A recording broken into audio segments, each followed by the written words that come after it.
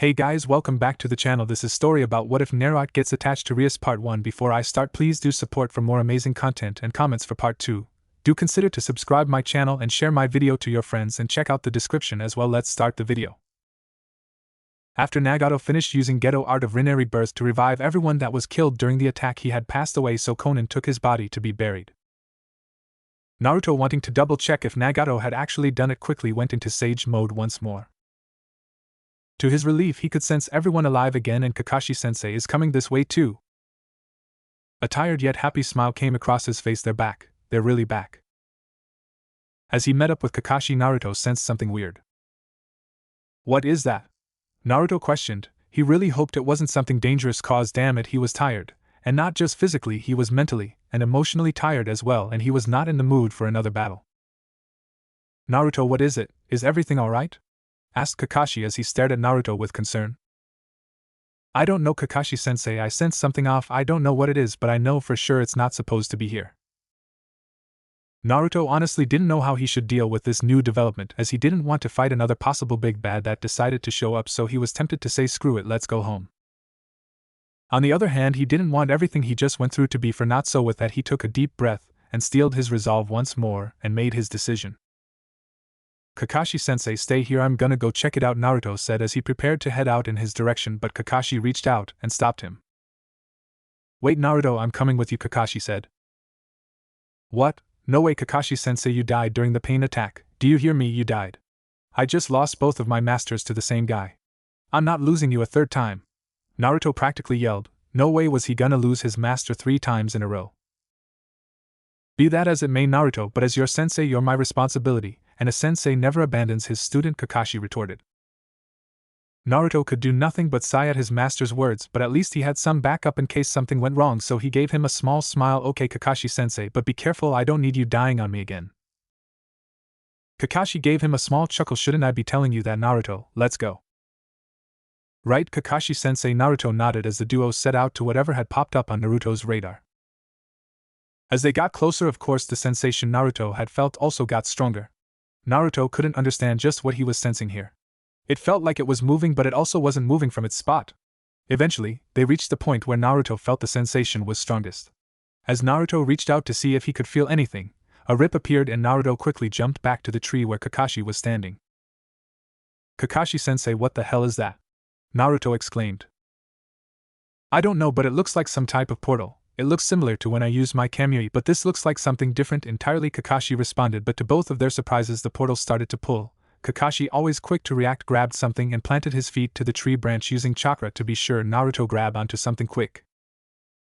Right, Naruto grabbed onto the nearest branch and held on tight, but the pull was so strong the branch he was holding onto started to crack. Naruto started to put chakra to his feet, but due to him using sage mode so many times on top of using the 9 tails chakra, you could say that the man was beyond exhausted. Crack. And that was the only thing keeping him from flying into the portal-looking thing. Naruto screamed as he flew fast, heading straight for the portal. Naruto! Kakashi quickly sprung into action as he lunged to grab Naruto and pull him to safety, but he was once again too late, and Naruto flew into the portal to who knows where. Kakashi could only look on in horror as the portal closed, leaving him alone. Kakashi looked down in sorrow at his hand as the only thing that he had managed to grab. Naruto's headband. Naruto didn't know how to describe where he was at the moment. To him there were just a bunch of colors, as if a kid just took whatever colors they could find and slapped it on something and called it art.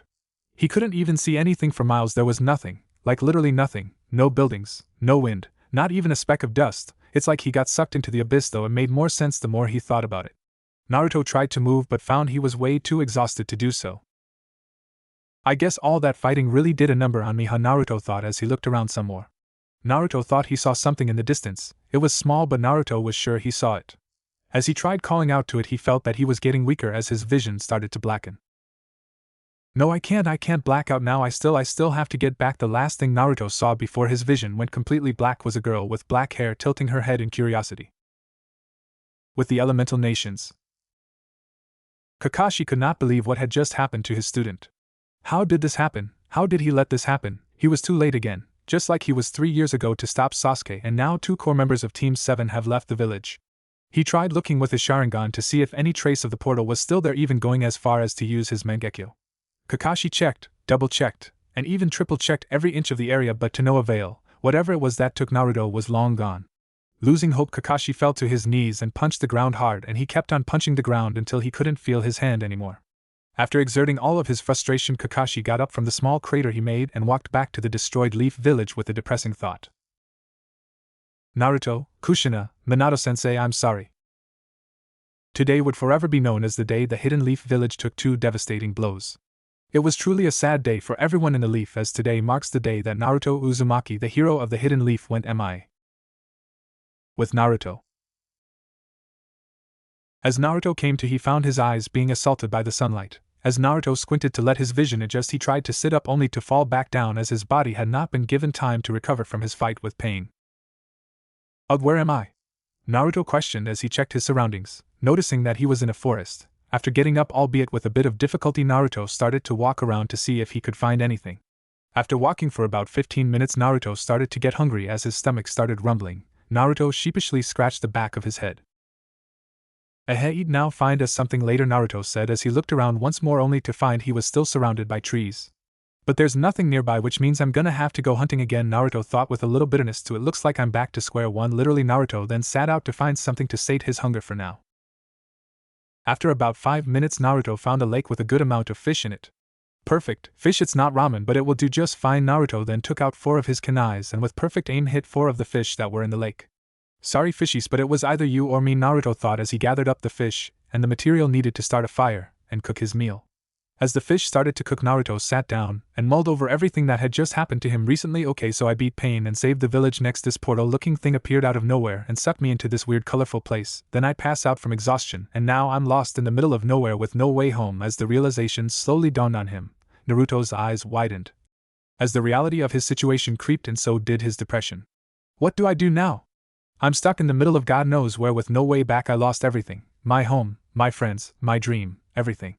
I just got everything back, and now Naruto then shook his head to clear his thoughts before they could go any deeper. He then started to eat the fish that he cooked as he thought about what he was going to do now. No, now's not the time for that. What I need to do now is find a way out of here. Naruto then finished his food and he got up and rubbed his chin as he started pacing back and forth as he started to brainstorm ideas. What would Sakura-chan do? Naruto thought. Then an image of Sakura appeared going "Seiche" and punching something before it faded. Naruto felt a shiver go down his spine and he shook his head to boot that idea. Okay, not helpful. What would Kakashi-sensei do? Naruto suddenly had an epiphany as he shot up from the ground as he slammed his fist into his palm. I need to find civilization. Civilization means people, and people means information, and information means a way back home. Man, he was glad he thought of that idea. Maybe all of those teachings Erosenin and Bachan jammed into him, the latter being literal, weren't useless after all. As Naruto finally knew what he needed to do, Naruto decided to pack his stuff, which was nothing but his dirty tracksuit and red haori, and head in the direction of civilization. But as he started to move, Naruto stopped as he found himself with a glaring problem. Which way do I go exactly? As Naruto started to look in different directions for anything useful. Seeing none, Naruto let out a tired sigh before walking in a random direction. Welp, looks like I'm going in blind. Civilization, here I come. After what seemed like forever, Naruto finally found a way out of the forest as he came out of the bushes while taking a bunch of branches and leaves out of his hair. As Naruto looked up, he saw a sign that said "Welcome to Ko Town." Naruto found himself flabbergasted as he looked past the sign and saw buildings that were massive. Seriously, these buildings make the Hokage's mansion look like a pebble. Naruto wandered into town looking around in astonishment, as he'd never seen something like this before. However, Naruto was in a populated area, and because he was in a populated area, he was drawing a lot of attention to himself. To anyone who looked at him, he looked like a foreigner, which he was more than, as he's from another world, but he doesn't know that yet. That attention only served to grow when Naruto stepped straight into traffic and right into the path of a car. "Hey, get out of the way," the person driving screamed as the strange doohickey, at least to Naruto, headed straight for him with a decent amount of speed.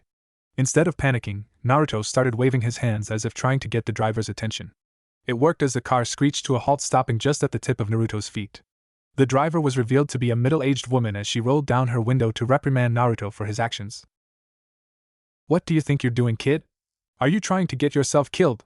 the woman exclaimed, but to her confusion Naruto said nothing as he walked up her window and asked her a question. "Sorry lady for stepping in front of you or whatever this is, but would you mind telling me where I am? You see, I'm a little lost." The woman was more than a little confused by the question. "You're in Ko Town, kid, didn't you read the sign outside?"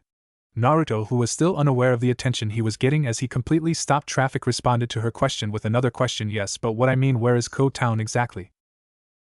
The woman sighed but answered his question nevertheless. Listen, kid, you're causing a bit of a commotion here, but if you must know where you are in Japan, okay? I see, thank you for your help, lady, Naruto said with a nod. The woman just gave him a small smile along with a nod. You're welcome. Next time if you're lost, don't do something crazy like jumping in front of a car, go to a police station, they can help you. The woman then rolled up her window and drove off as Naruto walked backwards. It was only then Naruto noticed what the lady was talking about, as literally everyone was staring at him. Naruto then started to blush from embarrassment as he scratched the back of his head. Sorry everyone, I'm just gonna go. Naruto then started to run, leaving a comical dust of air behind him. Weirdo, a random civilian said. As Naruto started to slow down into a walk, he decided to think about the info he just acquired. Japan? What the hell is Japan? I've never heard of a place called Japan, and I've been all around the elemental nations during my 3-year training trip with Erosenin. Naruto then shook his head as a thought suddenly occurred to him. Unless no, but that couldn't be right? I've never heard of anywhere outside of the elemental nations. I mean, sure, there's the small villages outside the 5 great countries, but Naruto then started to grab his head and shake it in frustration. All this thinking is making my head hurt. It doesn't matter where I am or how far I am from home, I'm gonna find a way out of here, get back home and keep my promise to Sakura-chan, then become Hokage. I didn't give up back then and I ain't gonna start giving up now, cause that's my ninja way. He had told himself that 1 year ago. A now 17-year-old Naruto Uzumaki can be seen walking through the park deep in thought about the past year. When he first came to this place, he was sure he could find a way out of here and back to Konoha in no time. Boy, how wrong he was. It would be an understatement to say his time here in this town was a rough one. A couple days and he realized he had no money, absolutely none, which meant he was homeless for the better part of the year. He also had to constantly pickpocket civilians for money, something he took zero enjoyment out of, though he only took enough so he could buy necessities like food and clothes. His jumpsuit and haori he was wearing was getting him a lot of attention. Another thing he had found out about this place was that the civilians were weak, like weaker than what he considered weak. He had stumbled upon an attempted assault on a man in an alley. When the leader of the group assaulting the man tried to punch him, he dodged and punched him right back. Although Naruto didn't put any power to that punch, he was shocked when the man almost died. Thankfully no one saw his face cause it was nighttime. Naruto learned 2 things that week. The people of this town were weak, and number 2 was that these people had no chakra. He had found that one out about a day after the assault incident when he went into sage mode and scanned the people of the town. The fact that the people here had absolutely zero chakra and was still breathing unnerved him greatly, because as far as he was concerned every living being needed at least some chakra to survive. He had a theory as to why this was, but he refused to entertain it cause it brought him sorrow every time he thought about it. So here he was now walking through the park to get to his job to open up shop. Yes, you heard right, Naruto Uzumaki has a job. He had to get one if he wanted to stop robbing innocent people. It was, as you'd probably guessed it, a ramen stand. Apparently this place had no ramen in any of the places he went to eat, and being the fanatic that he is, he could not allow this disrespect to his favorite food go unchecked, and thus Naruto's ramen had been created. It wasn't very popular, but it was very convenient when people got hungry, and it did help him pay his rent on time, plus it was the only thing that brought him some type of comfort as it reminded him of home. It also kinda helped that he was the only one working there, so he could keep all the money the shop earned. As Naruto made it to his shop and got set up, he watched as several students of the school he was going to soon pass by. Yeah, he couldn't wait to get back home cause it was mandatory for someone his age to go to school. So unless he wanted a trip to the police station, he had to go to school again. He also couldn't get into Ko Academy without some legal documents, so using his skills as a ninja he forged some pretty solid information, though the only real thing on those documents was his name and date of birth. As regards to his progress on getting back to the elemental nations? None. He was no closer to getting home than he was a year ago, and not for a lack of trying. He was searching non-stop for the whole year. He had gone from asking around Japan to using the local library, something he was loath to do. He had even tried using most of his chakra to see if anything would happen. That idea left him bedridden for a week, and none of his ideas had any positive results. Although Naruto hadn't given up on going home, it was getting harder to continue every day after he came to the realization that he was going to be here for a while. After a few hours of working, Naruto closed up his shop and walked back to his apartment. This has been his routine for the past year, doing it so often he could do it blind. "I'm back," Naruto called out, but as he expected there was no response when he walked in. He then gave a sad sigh at this. Honestly, he should be used to this given his past, but some days it just hits a little harder than others coming home to an empty house. That's another thing that really bothers him about being in this place. He was alone, truly alone, and he hasn't felt this way in a long time. He also hadn't heard from the Kyuubi since his fight with Pain. The thing that had tipped him off about this was when Naruto was mourning over his loss of his master and everything else, and he didn't sense him reaching out. No words, no temptation, not even a whisper. At first he was a little relieved that the Kyuubi didn't try anything. But one day he wanted to talk to somebody badly, so he went into his mindscape to contact the Kyuubi. Only to find out that he wasn't there at all. Naruto couldn't believe he was saying this, but damn it, he misses the damn fox. Now he knows that he and the Kyuubi didn't have the best relationship, but the Kyuubi's disappearance only served to drive home the fact that here he was more alone now than he'd ever had been. You know, Sasuke, I think I finally understand what you meant back then. Flashback. You don't have any parents or siblings, how could you understand? You've been alone from the very beginning, what could you possibly understand about me, huh? Flashback end. This is how you felt every day, isn't it, Sasuke? Knowing everyone and everything you've ever known was ripped away. It's torture. Naruto then shook his head to clear his thoughts as he went to go hang up his Ko-Academy uniform on the doorknob of the dresser. Naruto got in his bed and started sulking about the fact that he has to go back to school before falling asleep about an hour later. With the elemental nations. Naruto Uzumaki's disappearance was a big curveball to the Hidden Leaf Village as well as to the ninja world. Of course, being the Jinchuriki of the infamous Nine-Tailed Fox, losing him was a critical hit to Konoha's military power as well as to the power balance throughout the world. Konoha was in a really tight spot right now as they lost both of their most powerful heavy hitters. It has been 1 year since his mysterious departure, and no one has any luck even finding a possible trail to his whereabouts. Kakashi woke up with a start from another nightmare. After the events leading up to Naruto's disappearance, Kakashi started to have nightmares about Naruto falling into the portal. Kakashi looked at his hand before turning his head to look at the nearest wall. On the wall hung what he considered his failure as a teacher. Naruto and Sasuke's headband. Naruto had given him Sasuke's headband for safekeeping before going on his trip with Jiraiya, but due to everything that's happened since his return, Kakashi never had the time to give it back. After the fight with Pain, Kakashi had hung Naruto's headband next to Sasuke's as a reminder to the students he felt he had failed. After staring at them for a couple minutes, Kakashi got out of bed and went to get ready to head out on his mission.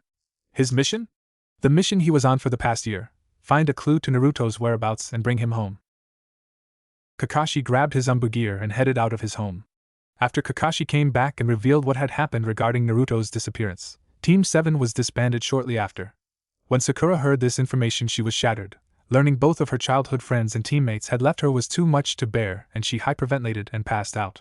Afterwards, she fell into a deep depression as she refused to do any ninja work, opting to work at the hospital instead.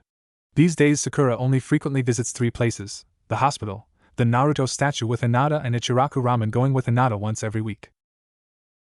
After a couple of hours of searching for clues with no success, Kakashi could be seen walking towards the Hokage's mansion to give the Hokage his report on his search.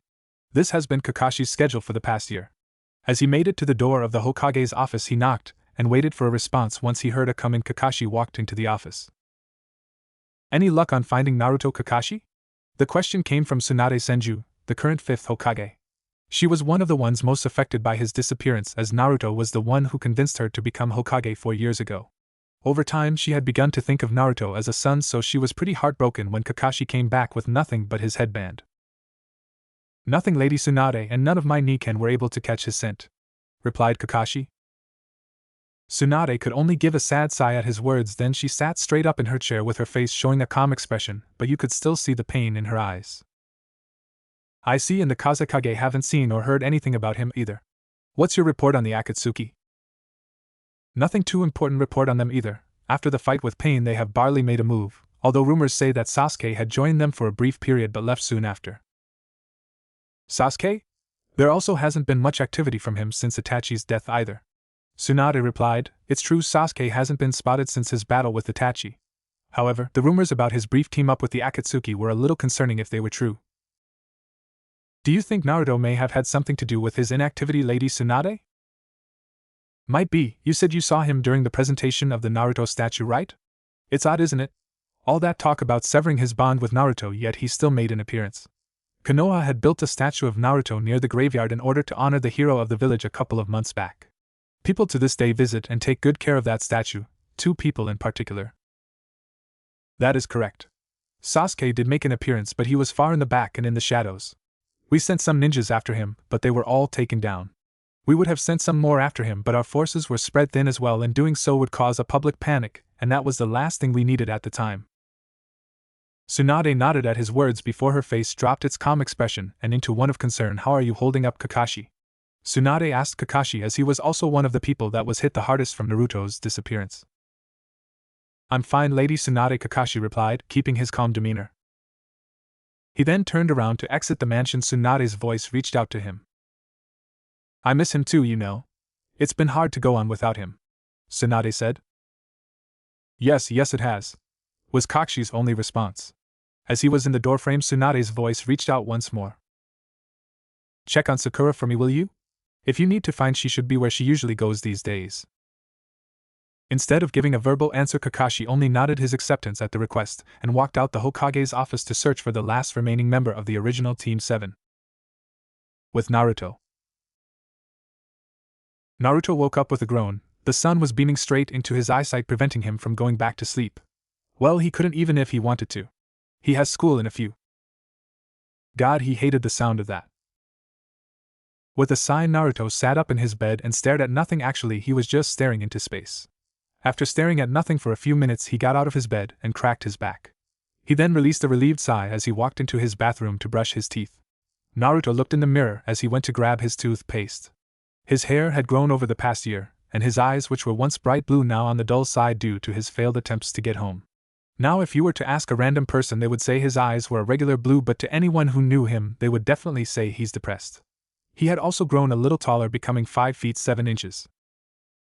After getting done in the bathroom, Naruto walked out to get dressed in his Ko Academy uniform. Naruto looked at his uniform with distaste before putting it on.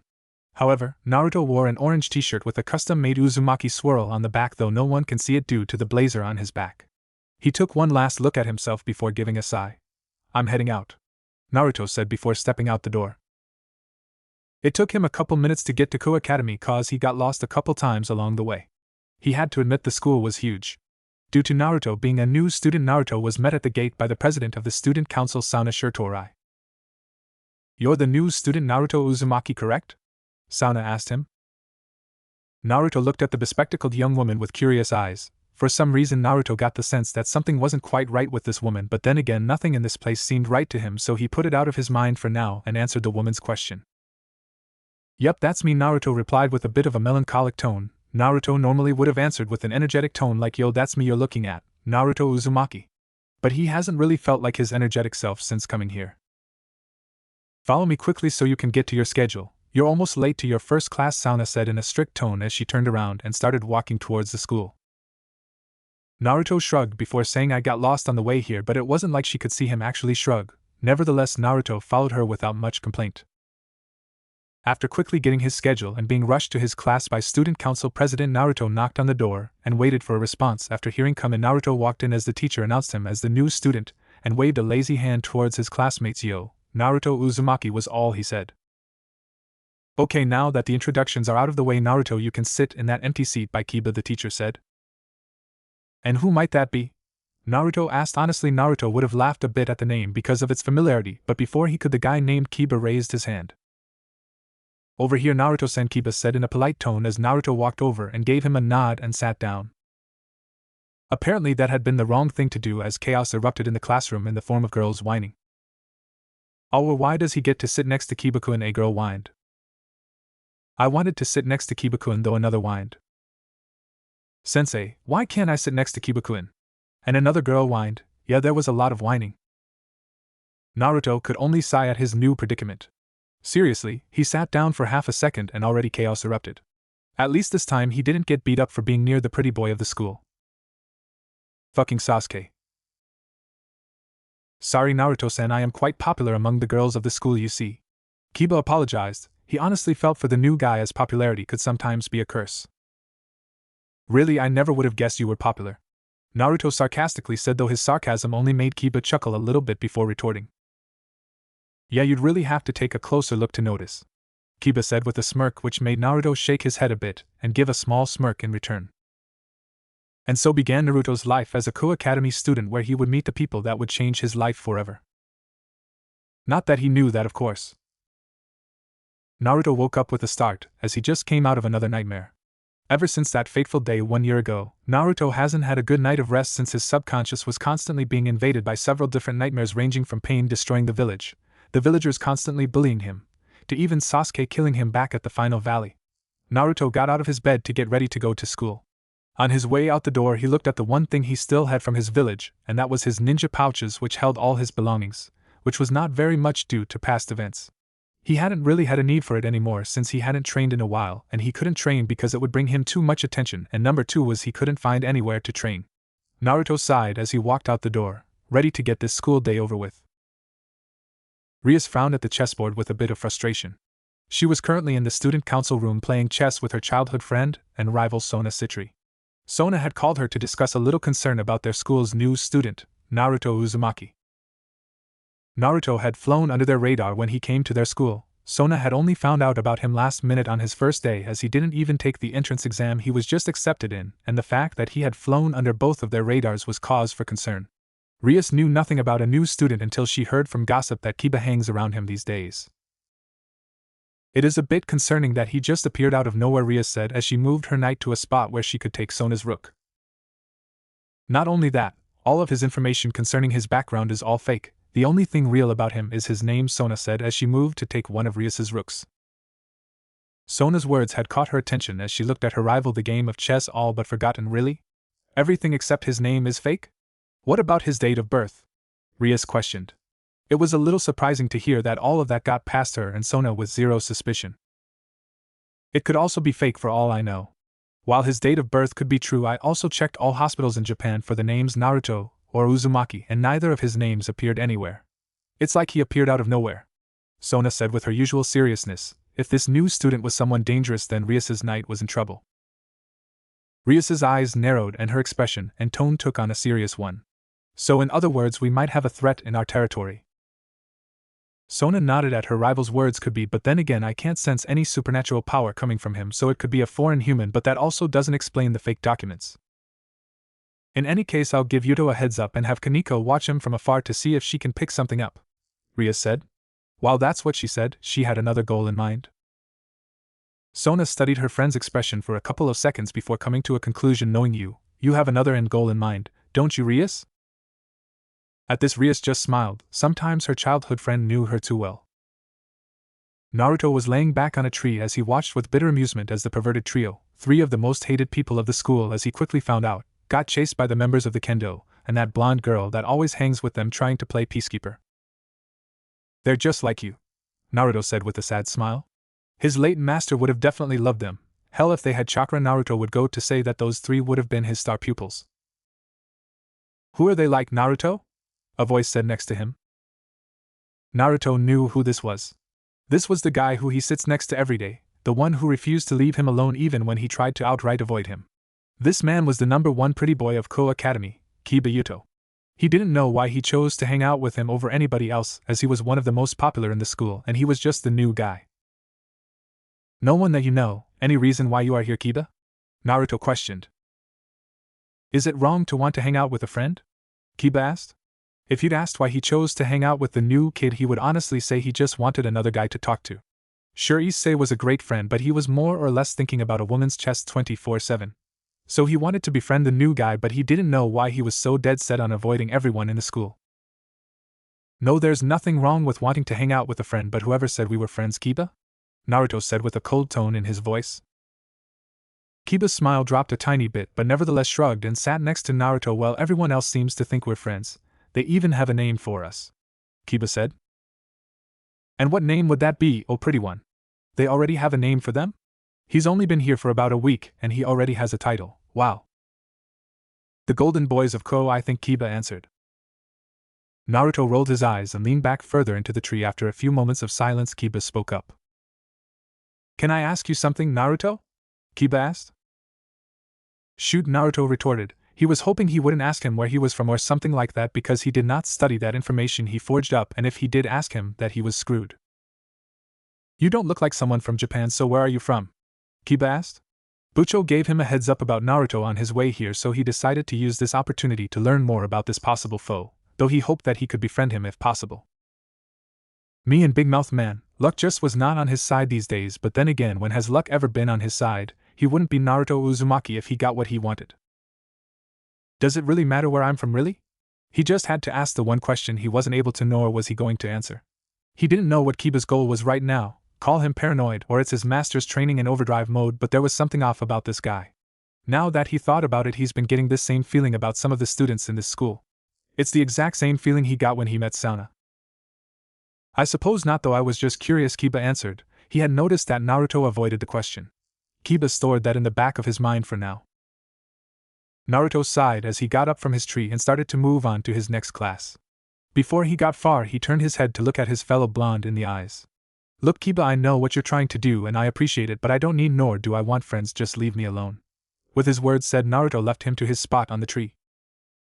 A few minutes later. With classes done and over with, Naruto quickly left the school premises, determined to not stay there more than needed to.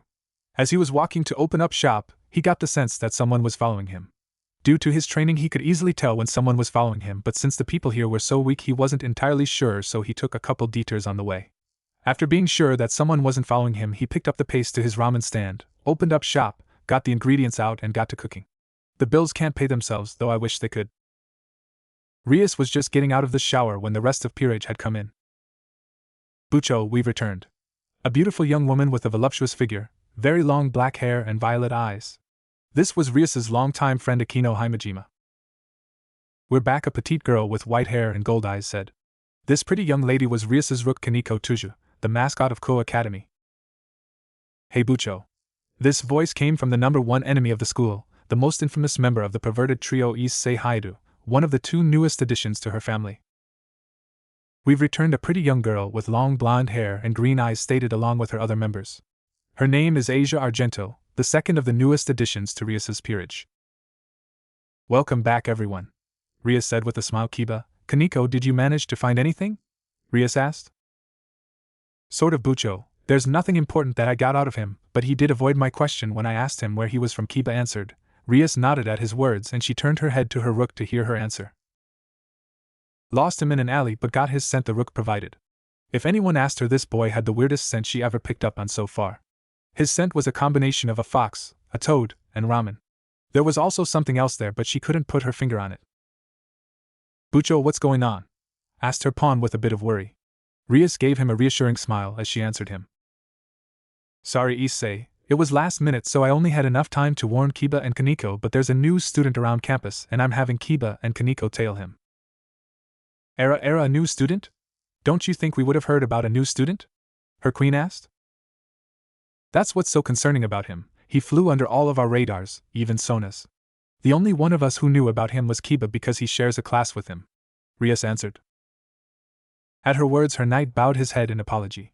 I'm sorry, Bucho. If I knew about the circumstances of his arrival, I would have told you.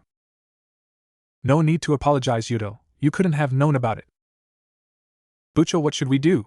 Issei asked. Issei was a little worried since this could be a potential threat to his new friends.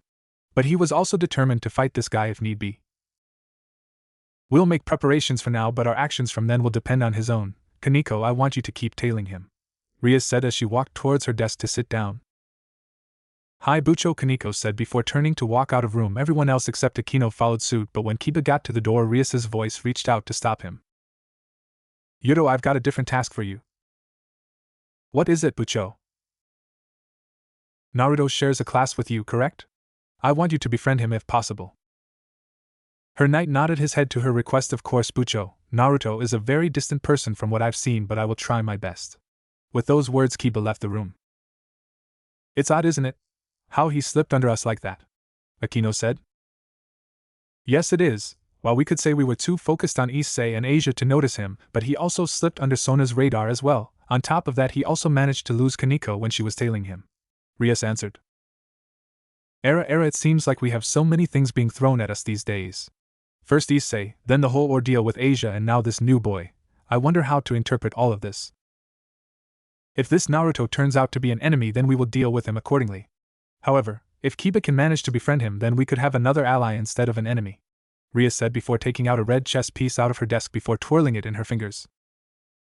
Bucho, that chess piece, I've never seen any evil piece like that one before, Akino said with mild curiosity. She didn't even know what type of piece it was as it didn't look like any of the standard evil pieces. Me either, I had got it from a Juko-sama and my brother a year ago. They said it was just one of his first editions when he was creating the evil pieces. They didn't know what to do with it so they gave it to me. Era, how interesting. Are you planning on using this piece to reincarnate Naruto should Kiba befriend him? I don't know, it all depends on him. Naruto yawned in his seat as he was struggling to keep awake in class. To say he did not get a lot of sleep last night was an understatement. He had to work overtime at the shop as he was running out of ingredients to make his ramen, and he was running a little behind on rent. He also only got like an hour of sleep before his subconscious was once again invaded by unpleasant dreams. He tried going back to sleep, but by then his damn alarm rang, meaning he had to go back to this damn school. It also didn't help that he was in history class. Honestly, he didn't care enough to learn about this place's history. Although the stories he did hear about this place only brought back his theory on why he couldn't find a single piece of info about his home. So closing his eyes and putting his head on the table, Naruto decided to get a few minutes of shut-eye before the end of class. RINNGGG. Never mind. With a very annoyed groan, Naruto gathered his bags and headed out the door quickly to avoid being approached by his fellow blonde. Naruto didn't have any problem with the guy, but he wanted to be left alone. As a matter of fact, he was sure that if he and Kiba had met back home, they would have been fast friends, but he was determined to get back home, and in order to do that he needed to shut himself away from the people of this town. As much as he hated to do that. As Naruto was headed to the roof of the school to spend his lunch period looking at the clouds, he could understand now why Shikamaru looked at them. He was stopped in the hallway by the traffic of students blocking his path, erupting in awe and cheer at the two students walking a clear path to their next class. It's Rias senpai and Akino senpai, a girl squealed. The two students were none other than the two most popular students of the whole school. Rias Gremory and Akino Himejima. They're always so gorgeous. Era, it's good to see you, Akino waved to the crowd, which only caused the already loud crowd to get even louder. Rias, however, didn't say anything as continued walking towards her next class. She stopped for a moment when her eyes met those of the object of her concern. She could sense it now that she was closer to him, that he was human, which meant he was no threat. With this information confirmed, she gave him a small smile before passing him by. As the crowd cleared and went to the cafeteria, Naruto was finally able to get to the roof of the school and mull over what just happened. Naruto was a little unnerved by the two beautiful women as they passed him by, specifically the redhead. Sure, they were two most beautiful women he'd ever saw, it didn't change the fact that they also gave off the same feeling that Kiba and Sauna has. Knowing that four people giving off the same vibe is in no way a coincidence, as well as the feeling that someone was following him, Naruto was now a little on guard. He didn't know why these people started taking an interest in him, first Kiba and now this redhead, but he had a feeling he was going to find out soon enough. Why? Because his name is Naruto Uzumaki, and Naruto Uzumaki can never catch a break no matter where he is.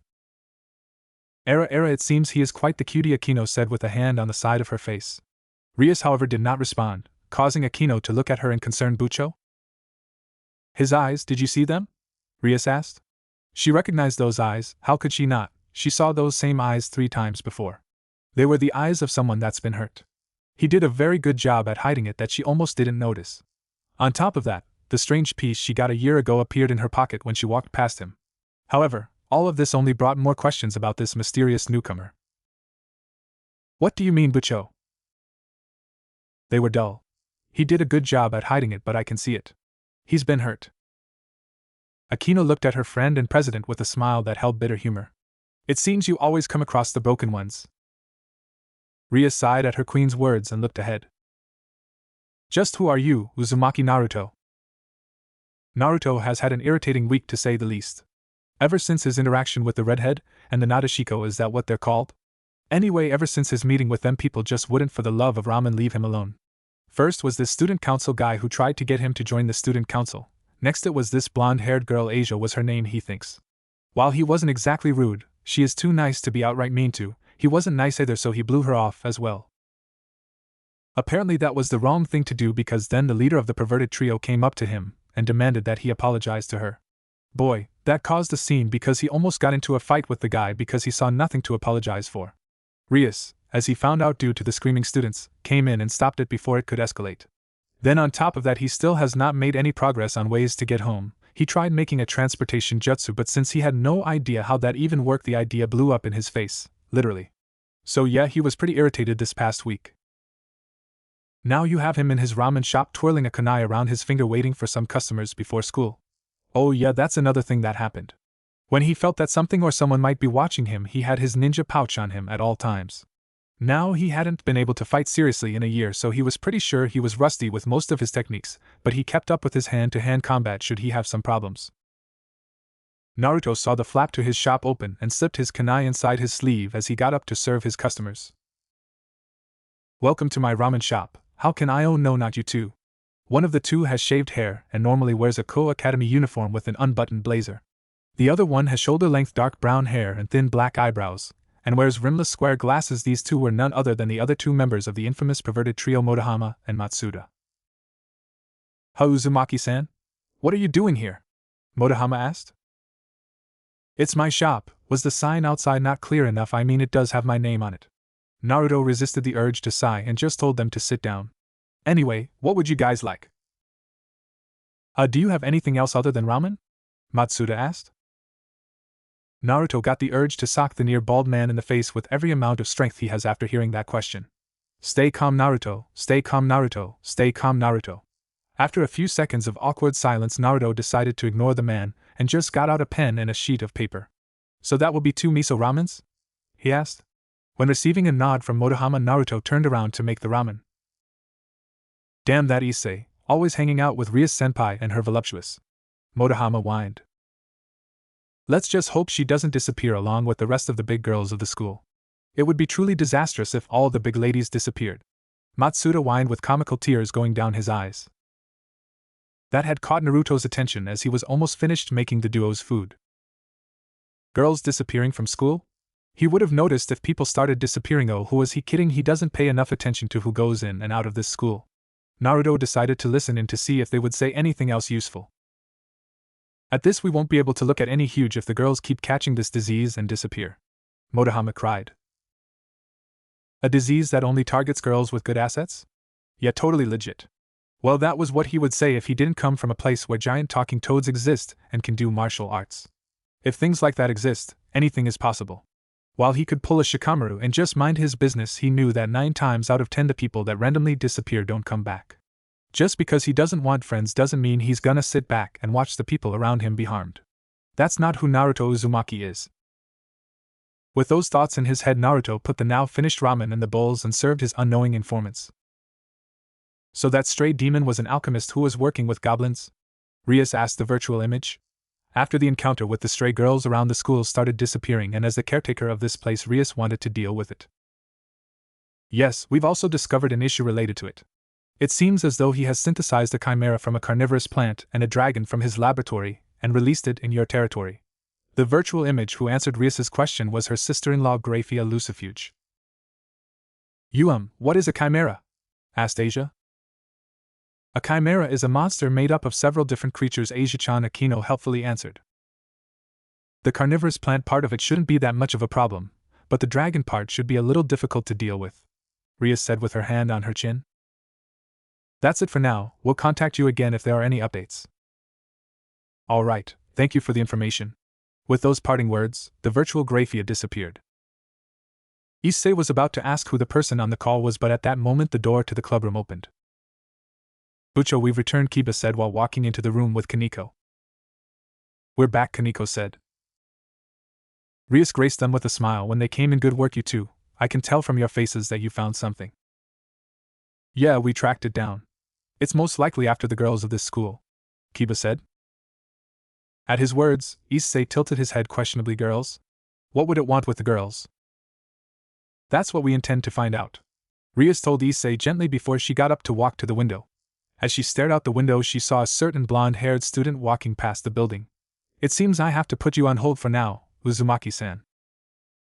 A couple of hours later. So then the rumor that a lot of the girls suddenly got sick is false? That's right, Issei. The problem is that we picked up some traces of magic in those girls. It bothered me, so I had Yuto and Kaneko search in secret, Rias answered. Rias and her peerage were currently walking to the location of the plant. When they got there, they stopped to look at the abnormal-sized plant with some purple gem in the middle of it. Is it a plant goblin?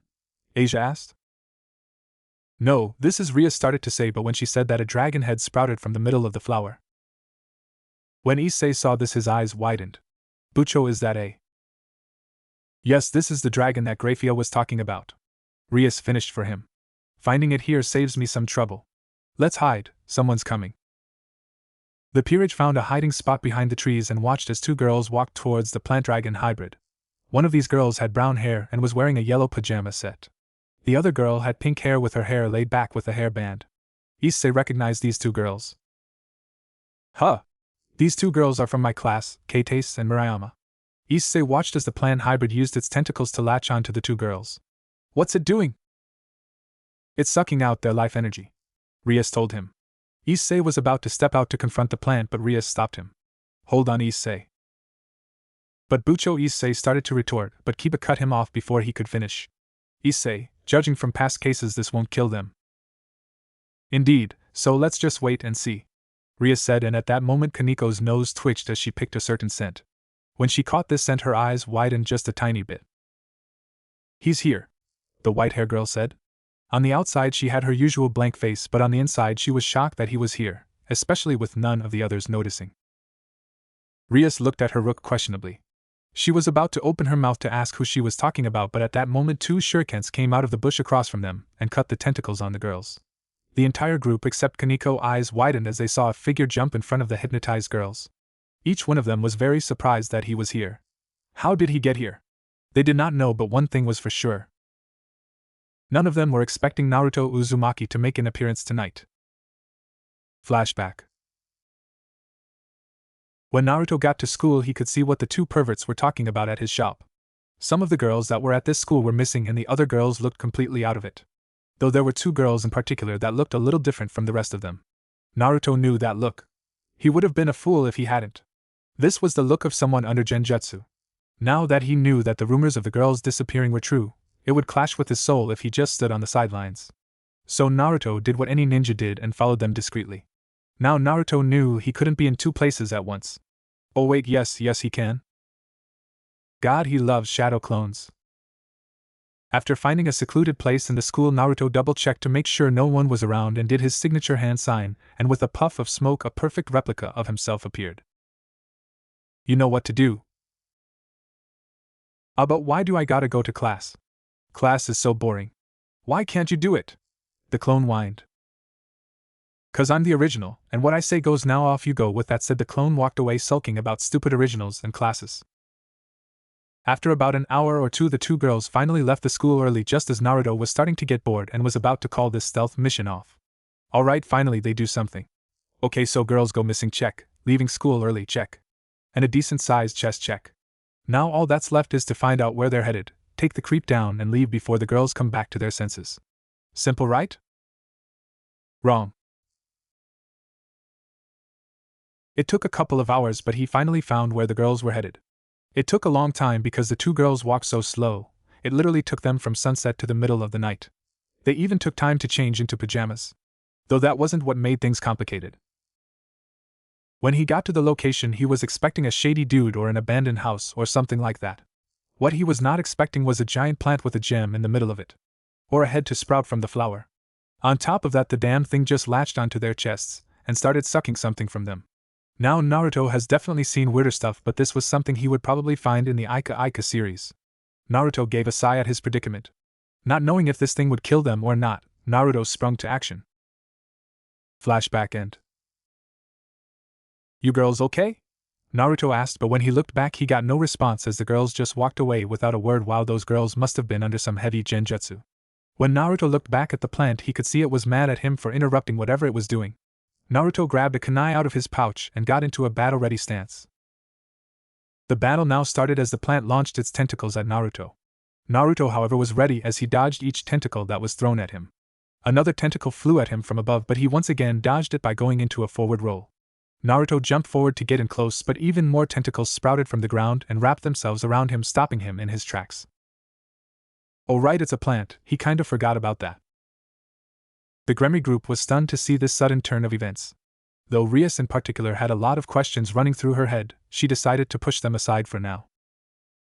Bucho, what should we do? Kiba asked. Rias could see it in his eyes that he too was confused by the boy's appearance. But she could also see that he wanted to help the other blonde. She thought about the situation for a few seconds. While it was true that his appearance was a huge curveball, this was also a good opportunity to grab a new peerage member, another opportunity to boost her peerage, for that was one she would take advantage of. With those thoughts in mind, her decision was made. It seems we have quite the predicament on our hands. In any case, we'll lend a hand to Uzumaki-san, Rias said as she flew out to confront the plant. When she got close enough, she created a magic circle and blasted at the plant. Don't let your guard down. Commence attack. With those words, her peerage sprang into action as Akino's clothes disappeared, leaving her naked for a few brief seconds before changing into a Miko outfit with a white top and red bottom. I'll kick its ass, Kaneko said as she put a fist in her hands and charged at the plant. All right, here it goes. Boosted gear. Issei yelled as he stood in front of Asia and activated his sacred gear. Kiba, however, instead of charging at the plant, he charged at the tentacles holding Naruto and cut him free. Naruto landed on his feet when he was cut free from the plant monster. What are you doing here? Naruto asked the sword-wielding blonde. I could ask you the same thing, Naruto-san, Kiba said as he swung his sword to cut more of the vines coming at them. At the same time, Naruto threw some shuriken at the tentacles surrounding them. The plant-slash-dragon hybrid roared and sent even more tentacles at them, forcing the two to separate.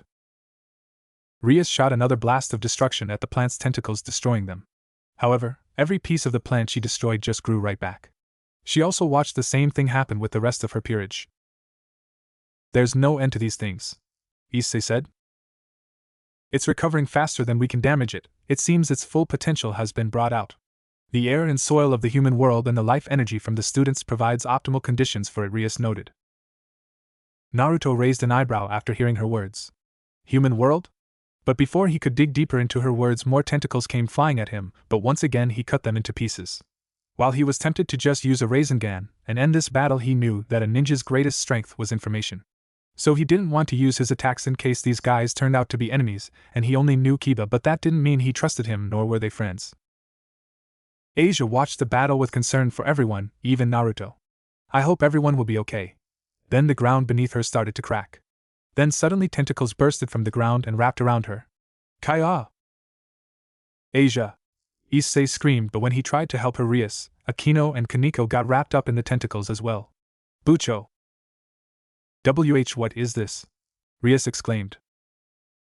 This sucks, Kaneko said. Era, these tentacles are perverted, Akino chimed in. Even Akino-san and Kaneko-chan are tied up, Issei exclaimed. Issei-kun, at this rate we can't attack recklessly, Kiba told him. Naruto watched this unfold with increasing confusion as he scratched his head. What the hell is it doing? His confusion grew even more as the tentacles that were latched onto the ladies' chests began to melt their clothes. Era, this has become quite the problem, Akino said with a light blush on her face. I don't like this slimy stuff, Kaneko said with a bored tone. Slippery, slimy stuff is eating away my clothes, Asia exclaimed. This slippery, slimy fluid seems to melt our clothes, Rias said.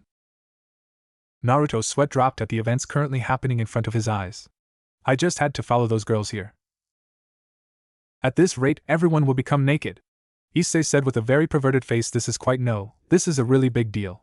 Blood started to fall down from his nose as his perverted grin got even bigger. You're terrible, Kaneko told him.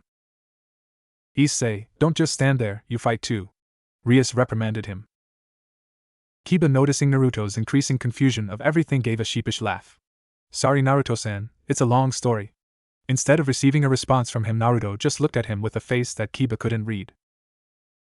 I knew there was something off about these guys. I really gotta start listening to myself more, Naruto thought before looking back at the plant. After studying it for a few seconds, Naruto noticed the giant gem in the middle of it. That big gem can't just be for show. Truth be told, he didn't know how he was just now noticing the gem, as it was literally in the middle of it. Maybe it was because he was too focused on the chaos going around him. His thoughts were interrupted when the plant dropped two of the girls. Naruto, being who he is, though scarred, leapt to catch the white-haired girl, while the brown-haired one caught the blonde-haired girl. When he set her down, he gave her a brief nod before leaving. Rias watched the interaction with interest, though she couldn't dwell on it much as she squealed as the plant latched onto her chest again. Kawaii. Wow, this is such a wonderful, Luden-o, such a fearsome attack. Issei cried out with admiration in his eyes. It attaches itself to women's and sucks their life energy from them. Naruto nearly fell to the ground when he heard those words. That's what that plant does. Man, what kind of place did that rip in space send him to? But why a woman's chest? Asked Kiba. Don't ask the obvious, pretty boy. I too would love to glue myself to Bucho and Akino-sans and suck out their life energy. Issei yelled with no shame whatsoever. Don't sympathize with the monster, Issei-kun, Asia cried out. I'm not sympathizing. I'm burning with jealousy right now, you damned chimera. Naruto had to give the kid credit. Either he was really stupid or had balls of steel to say that in front of the girls currently in question. He was 1000% sure if he had said anything even remotely close to that back home, Sakura would bury him alive, dig him up and kill him, then rebury him. That's not good either, Issei-kun, Asia cried out once again. Don't just stand there, do some meth, Rias cried out. Her request for them to do something was granted as Naruto, who was getting tired of seeing and hearing what was going on, ran and leapt high enough for him to kick the monster straight in the gem, which made it roar in pain as it let go of both Akino and Rias. This display absolutely stunned the entire Gremory peerage, as a feat like that should not be possible. For a human at least. Over by Naruto, he noticed as he came back down that a crack appeared in the giant purple gem. I was right, it wasn't just for show, nice job Naruto. He patted himself on the back. His actions also served to make the monster angry as its eyes turned red and it sent a crap ton of tentacles and vines at him. Naruto expertly dodged and outran everything the monster threw at him. Even if he might be rusty, something like this he could take in his sleep. The crack that appeared in the gem didn't go amiss by Rias, as she took advantage of the opportunity that Naruto unintentionally gave them. Its weak point is the gem, commence attack. Rias created a magic circle and shot her powers of destruction at the gem. When she hit her mark, another crack appeared in the gem. The rest of her peerage followed suit as Kaneko charged the plant once again, but this time she dodged the tentacles thrown at her and landed a hard punch on the gem. Crack. Alright Bucho, dragon, Issa yelled. Boost. He then punched the monster in the gem. While it was nowhere near as hard as Kaneko's punch, it was still enough to damage it. Akino, like her king, created a magic circle and threw lightning at the monster. Another crack. Kiba, being the only one with a sword, ran around the battlefield cutting down the tentacles that got too close to them. Naruto was doing the same thing as Kiba was doing with his kunai. By the time everyone was done with their onslaught, there were a lot of cracks in the gem. On top of that, the chimera has gotten considerably weaker. Naruto watched as the redhead powered up for one final attack. Checkmate was all Rias said before launching her power at the chimera, destroying it completely. It's over. Okay, let's head back, she said as she looked over at her peerage. I'd like to thank you for your help, Uzumaki-san. Rias looked back to where Naruto was standing only to see that he was gone. All that remained of his presence there was the shurikens that were thrown. Rias walked over to a tree and took the shurikens out of the tree and put them in her pocket before walking back to her peerage. Yudo, bring him to the clubroom tomorrow. Yes, Bucho, her knight said, and with those final words the Gremory peerage left the forest. A few minutes later, Naruto was walking back to his apartment, mulling over the recent events. Guess this place isn't as weird as I thought. If he had to be honest with himself, he felt good, as he hadn't been able to fight anything in a year. It was refreshing. At least now he knew what was really going on in this place. But that also meant that group would want to keep him close.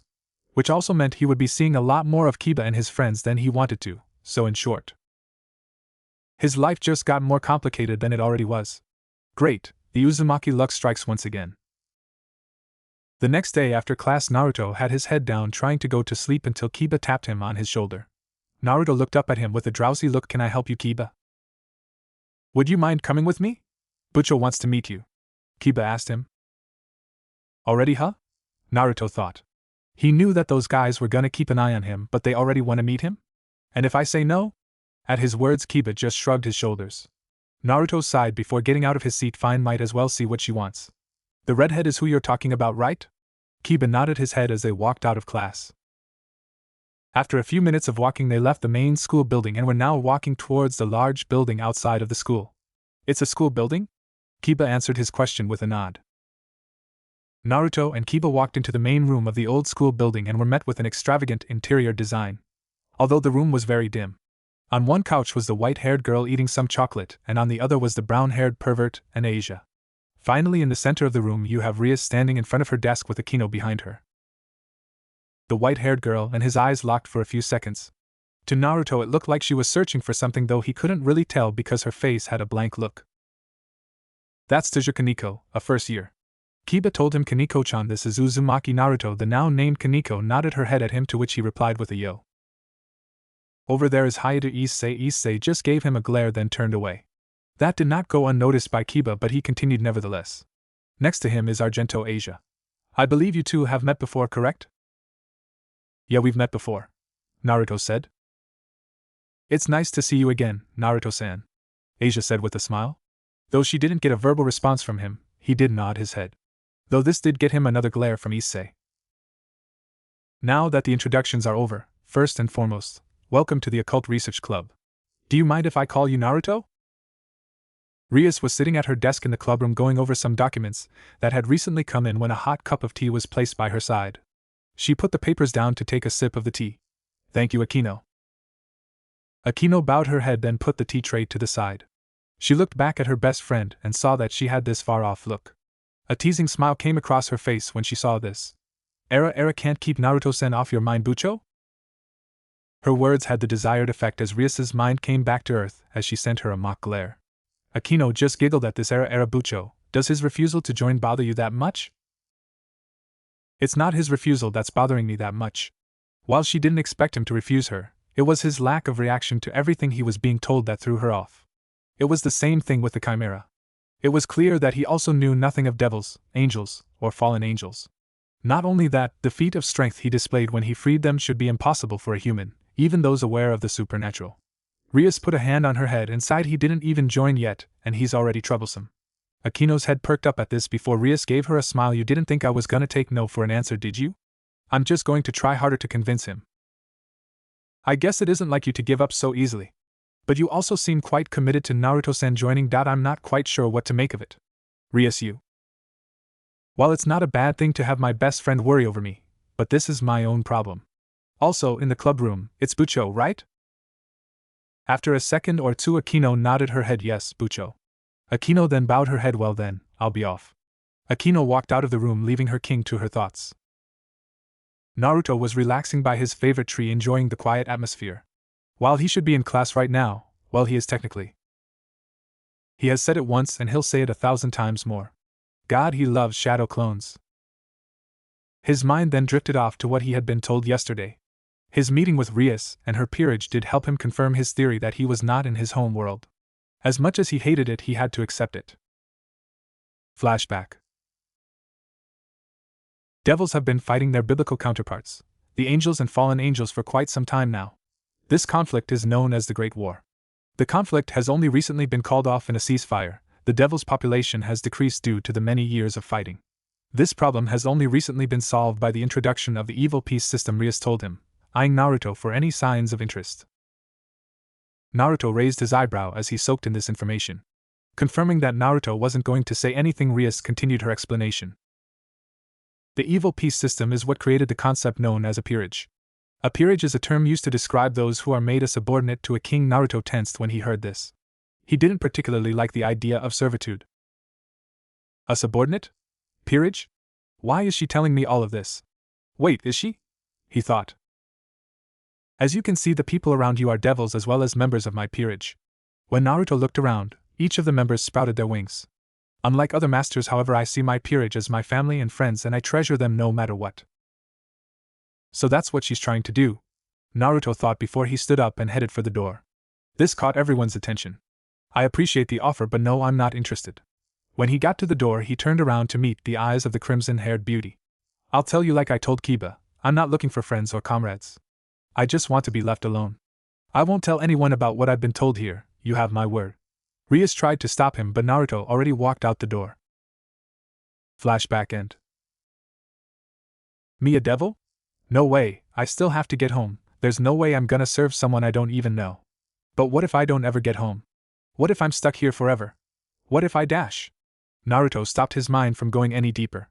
With his mood ruined as well as the quiet atmosphere with the students coming out of class, Naruto got up to leave the school campus, leaving his shadow clone to finish the rest of the day. The sun was beginning to set as Kaneko was walking through the town to her favorite sweet shop when she caught the scent of something good, too good to be ignored. She has been smelling this scent a lot lately, the scent of ramen. Taking a guess to who this scent could most likely belong to, she followed her nose. After a few minutes of walking, she found what she was looking for when she came across a shop that says Naruto's Ramen. She noticed that it just closed. Naruto came walking out of the shop looking lost in thought. Just as Bucho wanted him to join for her reasons, Kaneko had her own. When he came to the clubroom, she saw the dull look in his eyes. He did such a good job at hiding it that she almost didn't see it, but she saw the hidden pain. The loneliness. So she decided to follow him. Naruto opened the door to his apartment. "I'm home." Once again there was no response. Naruto closed his door and threw his keys on his counter before slumping down on his couch. Naruto sighed as he put his face in his hands. What do I do now? Before his mind could come up with an answer, someone knocked on his door. Weird, no one's actually visited him before. He wasn't sure if he had any neighbors, so who the hell could be visiting him? When he opened his door, he didn't know what to expect, but it definitely wasn't Kaneko standing at his door. "Okay, how, and did she send you?" "No, found your shop, followed you," Kaneko said. Naruto's sweat dropped at the way she said that with a straight face. Naruto sighed before opening the door some more to let her in. "Care to tell me why you're here?" Kaneko took a second to look around his apartment. It was small, very small. There was nothing but the standard stuff you'd find in a house. "I want you to stay," she started but never got to finish as Naruto cut her off. "No, I already told you guys I'm not becoming a devil." "Then join the club at least. I'm sure there's something that we have that can change your mind," Kaneko retorted. Naruto's eyes narrowed. "What part of leave me alone didn't you guys understand? I said no and that's that." Truth be told, he hated being mean to people, especially when they're only trying to be nice, but he couldn't afford having attachments in this world. They would only hinder him from his end goal. Man, his younger self would be so disappointed. Besides, I'm not someone you want to hang around. Even if they weren't normal, well, at least not this world's definition of normal. He was still a Jinchuriki and people from his world hated them. There's no telling how people would react here. "I'll tell you one more time, I'm not looking for friends, I just want to be alone." Seeing as she wasn't getting through to him, Kaneko decided she overstayed her welcome as she headed for the door. When she was about to grab the doorknob, Naruto's voice stopped her. "Wait." Kaneko turned around to face him. To her confusion, Naruto started looking around his apartment before grabbing a blank card to write something on it. He walked up to her and handed her the card. "Naruto's free ramen pass for life" is what the card said on it. Kaneko looked up at him with a raised eyebrow. "A deal. If you don't tell Rias where I live, you can have that." Kaneko looked at him with a blank look. Naruto sighed. "Fine, and I'll consider joining your club." "Happy?" She still had that blank look on her face but nodded her acceptance of the deal. "Good night, Naruto-senpai," Kaneko said before walking out of his apartment. Why had he made that deal with the cute girl?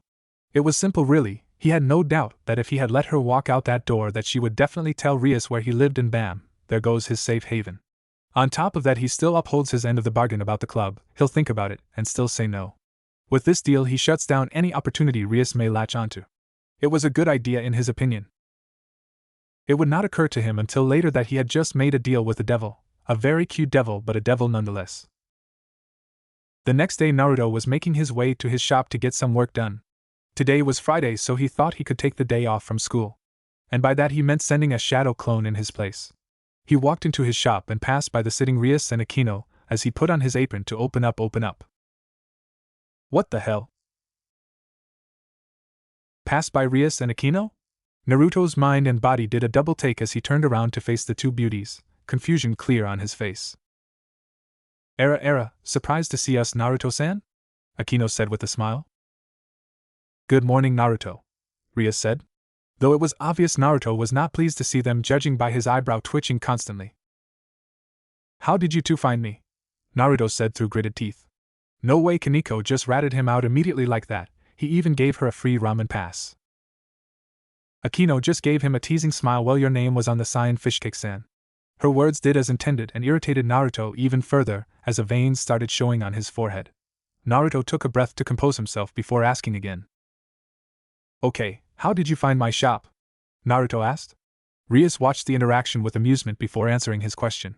Why, my precious servant was walking around town and stumbled upon your shop and came back and told me all about your deal. Rias then gave him a smug smirk. Tell me, Naruto, have you ever heard the phrase never make a deal with the devil? Naruto lifted an eyebrow in confusion at her words. After a few seconds passed by before the realization finally hit him. Naruto really wanted to smack himself right now. He wasn't specific enough about the deal. Of course she would exploit the loophole in it. She is a devil after all. Damn. Naruto narrowed his eyes at the two girls. Shouldn't you girls be at school right now? Class doesn't start until a few minutes, so we have some time, Rias retorted. Great, now that these two are here there's no way he'd be able to skip school, what a drag. Naruto just sighed as he sat down in the seat across from them. He's been doing that a lot lately now that he thought about it. Look, I already said I'm not joining your peerage, so why are you here? Kaneko said you'd consider joining our club. I just thought I'd give you reasons to stay. Kiba and Kaneko want you to join, Rias told him. Issei doesn't seem to like you too much though, Akino chimed in. I've noticed, Naruto said. I'm not sure why you guys are so dead set on getting me to join you. I'm not exactly the best person to hang around. That's not what the students think. You have built up a reputation, you know, Rias said. The only reason I have a reputation is because Kiba doesn't leave me alone, much like you guys.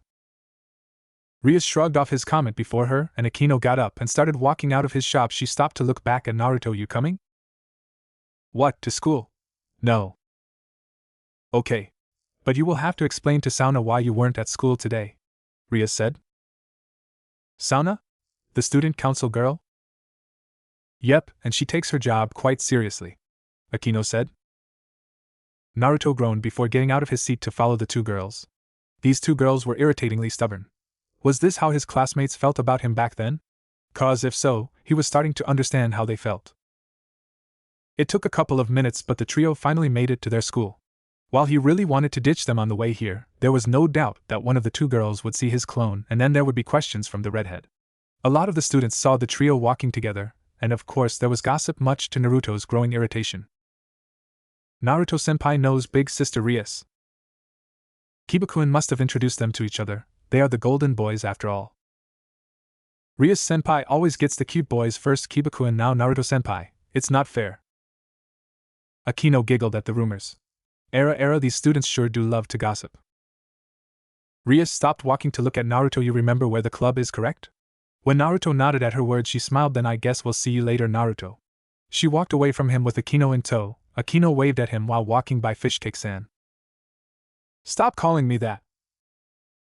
Akino-senpai already has a nickname for him. Naruto groaned before walking to find his clone to unfortunately swap places with him. He just had to make a deal with the cute girl.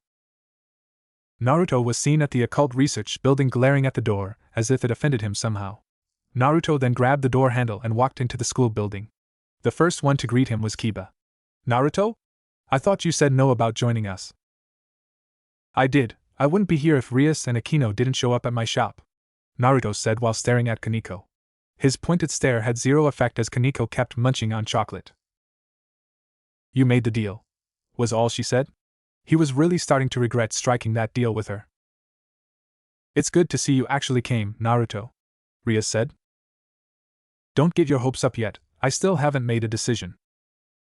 Even so, I think it's best you learn a little bit about devilhood should you change your mind. She was pleased that Naruto didn't make a statement about him not changing his mind. Maybe she was getting through to him. The others are out doing requests right now, so they won't be back till later. So for now, follow me, Naruto, Rias said as she walked away. What are you doing? Naruto asked. To give you a tour of the place, of course, Rias said while continuing to walk while Naruto followed behind her. It was quiet for a few seconds before Kiba spoke. So how did you find Naruto? He has a ramen shop. He smells like ramen, a fox and a toad. It's weird. We talked and made a deal. Kiba let out a chuckle. Shouldn't have done that. Though it makes me wonder why he doesn't want friends so badly. Me too, Kiba-senpai. Kiba nodded at her words. Naruto sure is a complicated dude, but he was sure they would understand him in time. Rias and Naruto were walking through one of the hallways of the building in silence. Naruto was looking out of the window when Rias suddenly spoke. Can I ask you something, Naruto? Rias asked. Depends on your question, but go ahead. Why exactly did you refuse my offer? You didn't even let me finish what I had to say. Did she say something wrong in her speech to him? She tried her best to ease him into what she was offering. Or was nothing about her offer pleasing to him? I guess I can answer that. I'm not too fond of the idea of serving someone, and while you did say that you weren't like other people, I can't trust what you say. To give up my freedom to someone I don't know, that's something I can't do. That was half true. The other half was that he's from another world and has to get home, but she didn't need to know that. He did bring up some good points, but still, then stay with us. Let us get to know you, and I'm sure we can become friends. When people join me, they become a part of my family, and I want you to be a part of that family. And like I told you before, I'm not looking for friends or family. I just want to be left alone. Everyone could use someone, Naruto, Rias told him. It was silent for a few minutes before Naruto spoke again. Why me? Rias tilted her head at the question. Out of all the people you could have chosen, why me? Rias took a few seconds to think about her answer. Well, when you came into the school, you basically went undetected, so we thought you were a threat. You didn't even take the entrance exam for the school.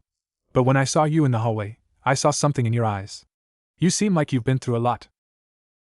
I'm sorry if I gave you that impression, but I'm fine. You don't need to waste your resources on me. Maybe, but what also intrigued me was your display of strength with the Chimera. Chimera? The plant monster. What you did when you freed me and Akino should have been impossible for a human, but you're clearly human, and one without a sacred gear at that. Shit, she got him there. I won't press you for answers, but I would like to become friends with you, Naruto. I don't know if that's possible. When he saw the look of disappointment in Rias's eyes, he felt a little bad. They were just trying to help him. If it makes you feel any better, I appreciate that you asked me to join you instead of forcing or manipulating me. His words seemed to cheer her up, if even a little bit. The rest of the walk was in a semi-comfortable silence. Soon after the tour was over and Naruto was getting ready to leave, when he got to the door, Rias's voice stopped him. Could you at least visit the clubroom from time to time? Instead of voicing his answer, Naruto simply nodded and walked out the door. When he left, Akino spoke up. He is quite the stubborn one. Yes, he is, but that will make him joining all the more sweeter, Rias responded. She was determined to make Naruto a part of her family. She only hoped that she would be able to convince him before he came.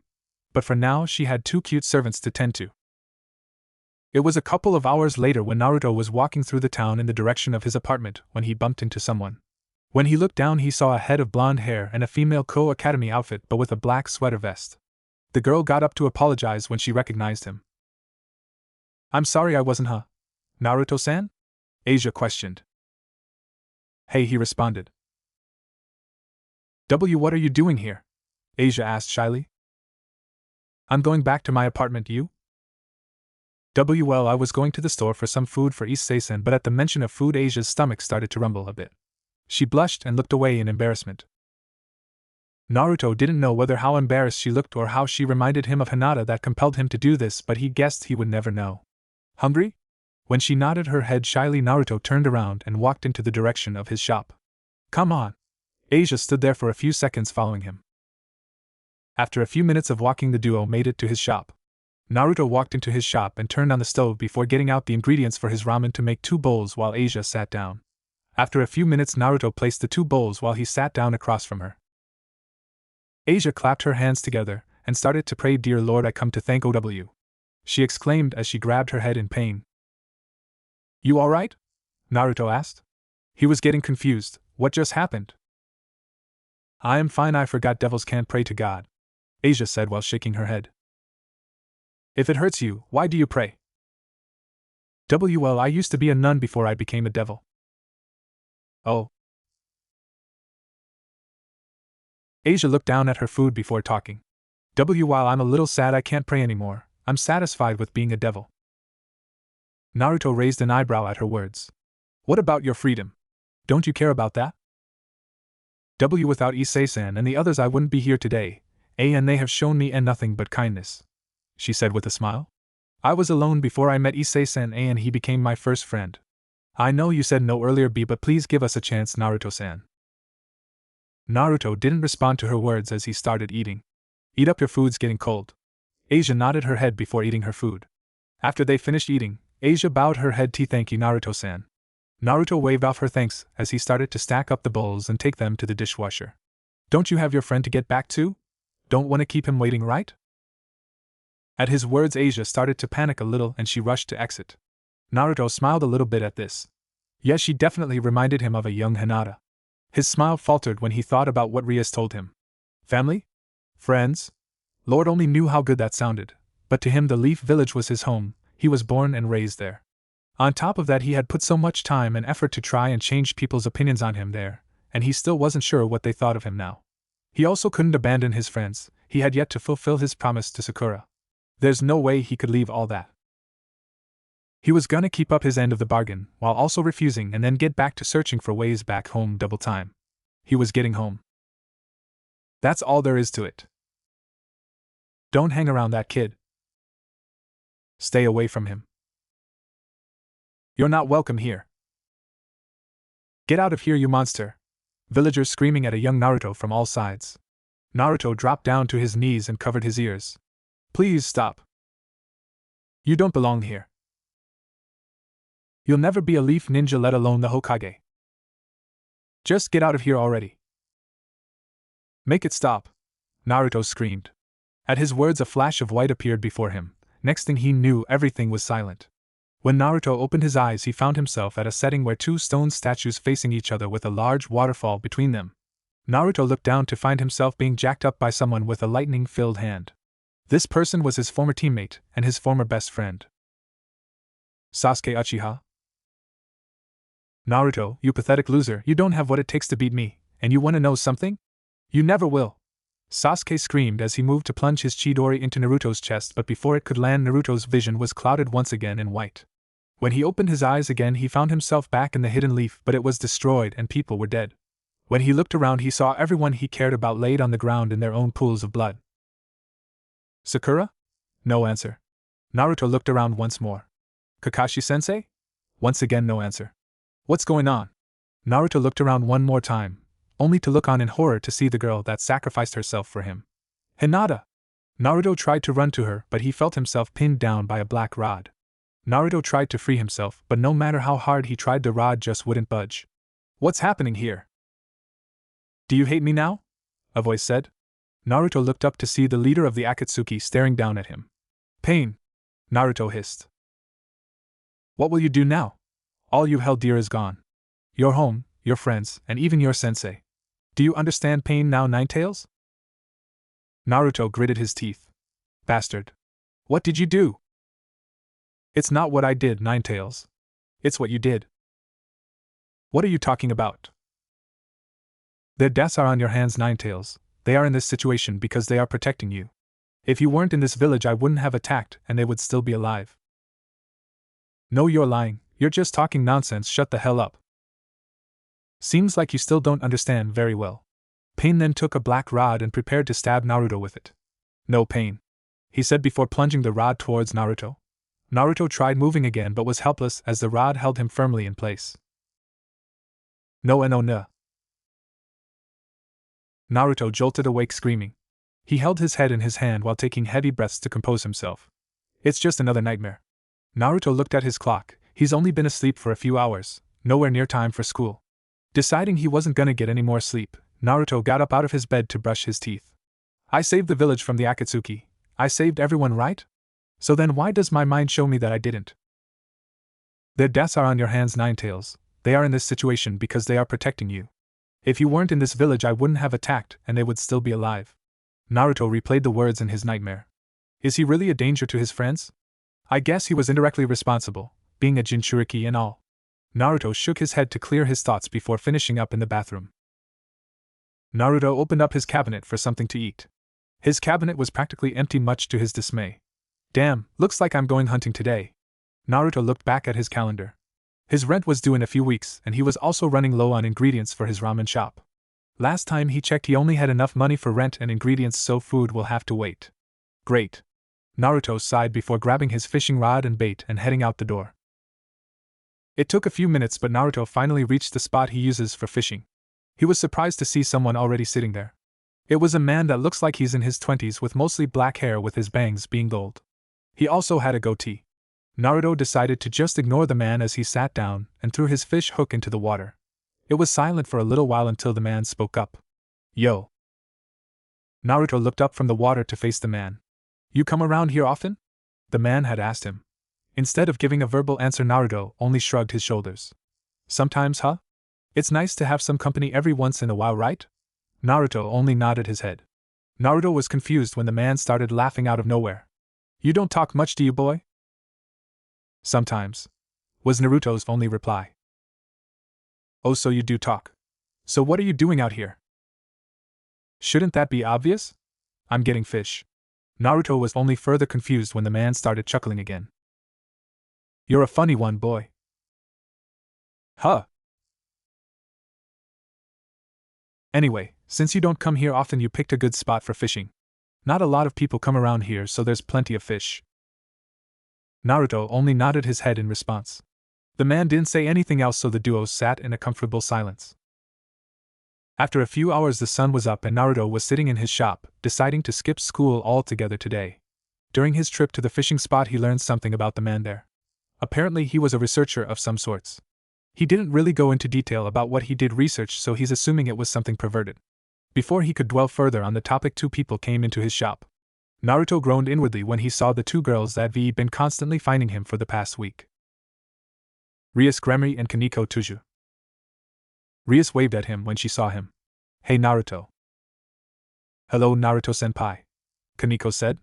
Naruto nodded his head at the two girls in response. You didn't come to school today, Rias said. The way she said it was more of a question than a statement. Naruto just shrugged his shoulders. I didn't feel like coming today. Rias sighed at his words. Naruto, you can't just skip school just because you don't feel like coming. Whatever you say, Rias, he said. Naruto felt a tug on his sleeve before looking at Kaneko, who was showing him her free ramen pass. Understanding what she's asking, Naruto rolled his eyes before getting out of his seat to head to the kitchen. Rias tilted her head. A ramen pass? It was part of our deal, Bucho. I see. Is the ramen good? Rias never really ate ramen as it was considered an unhealthy food, plus the chefs back home never cooked it either.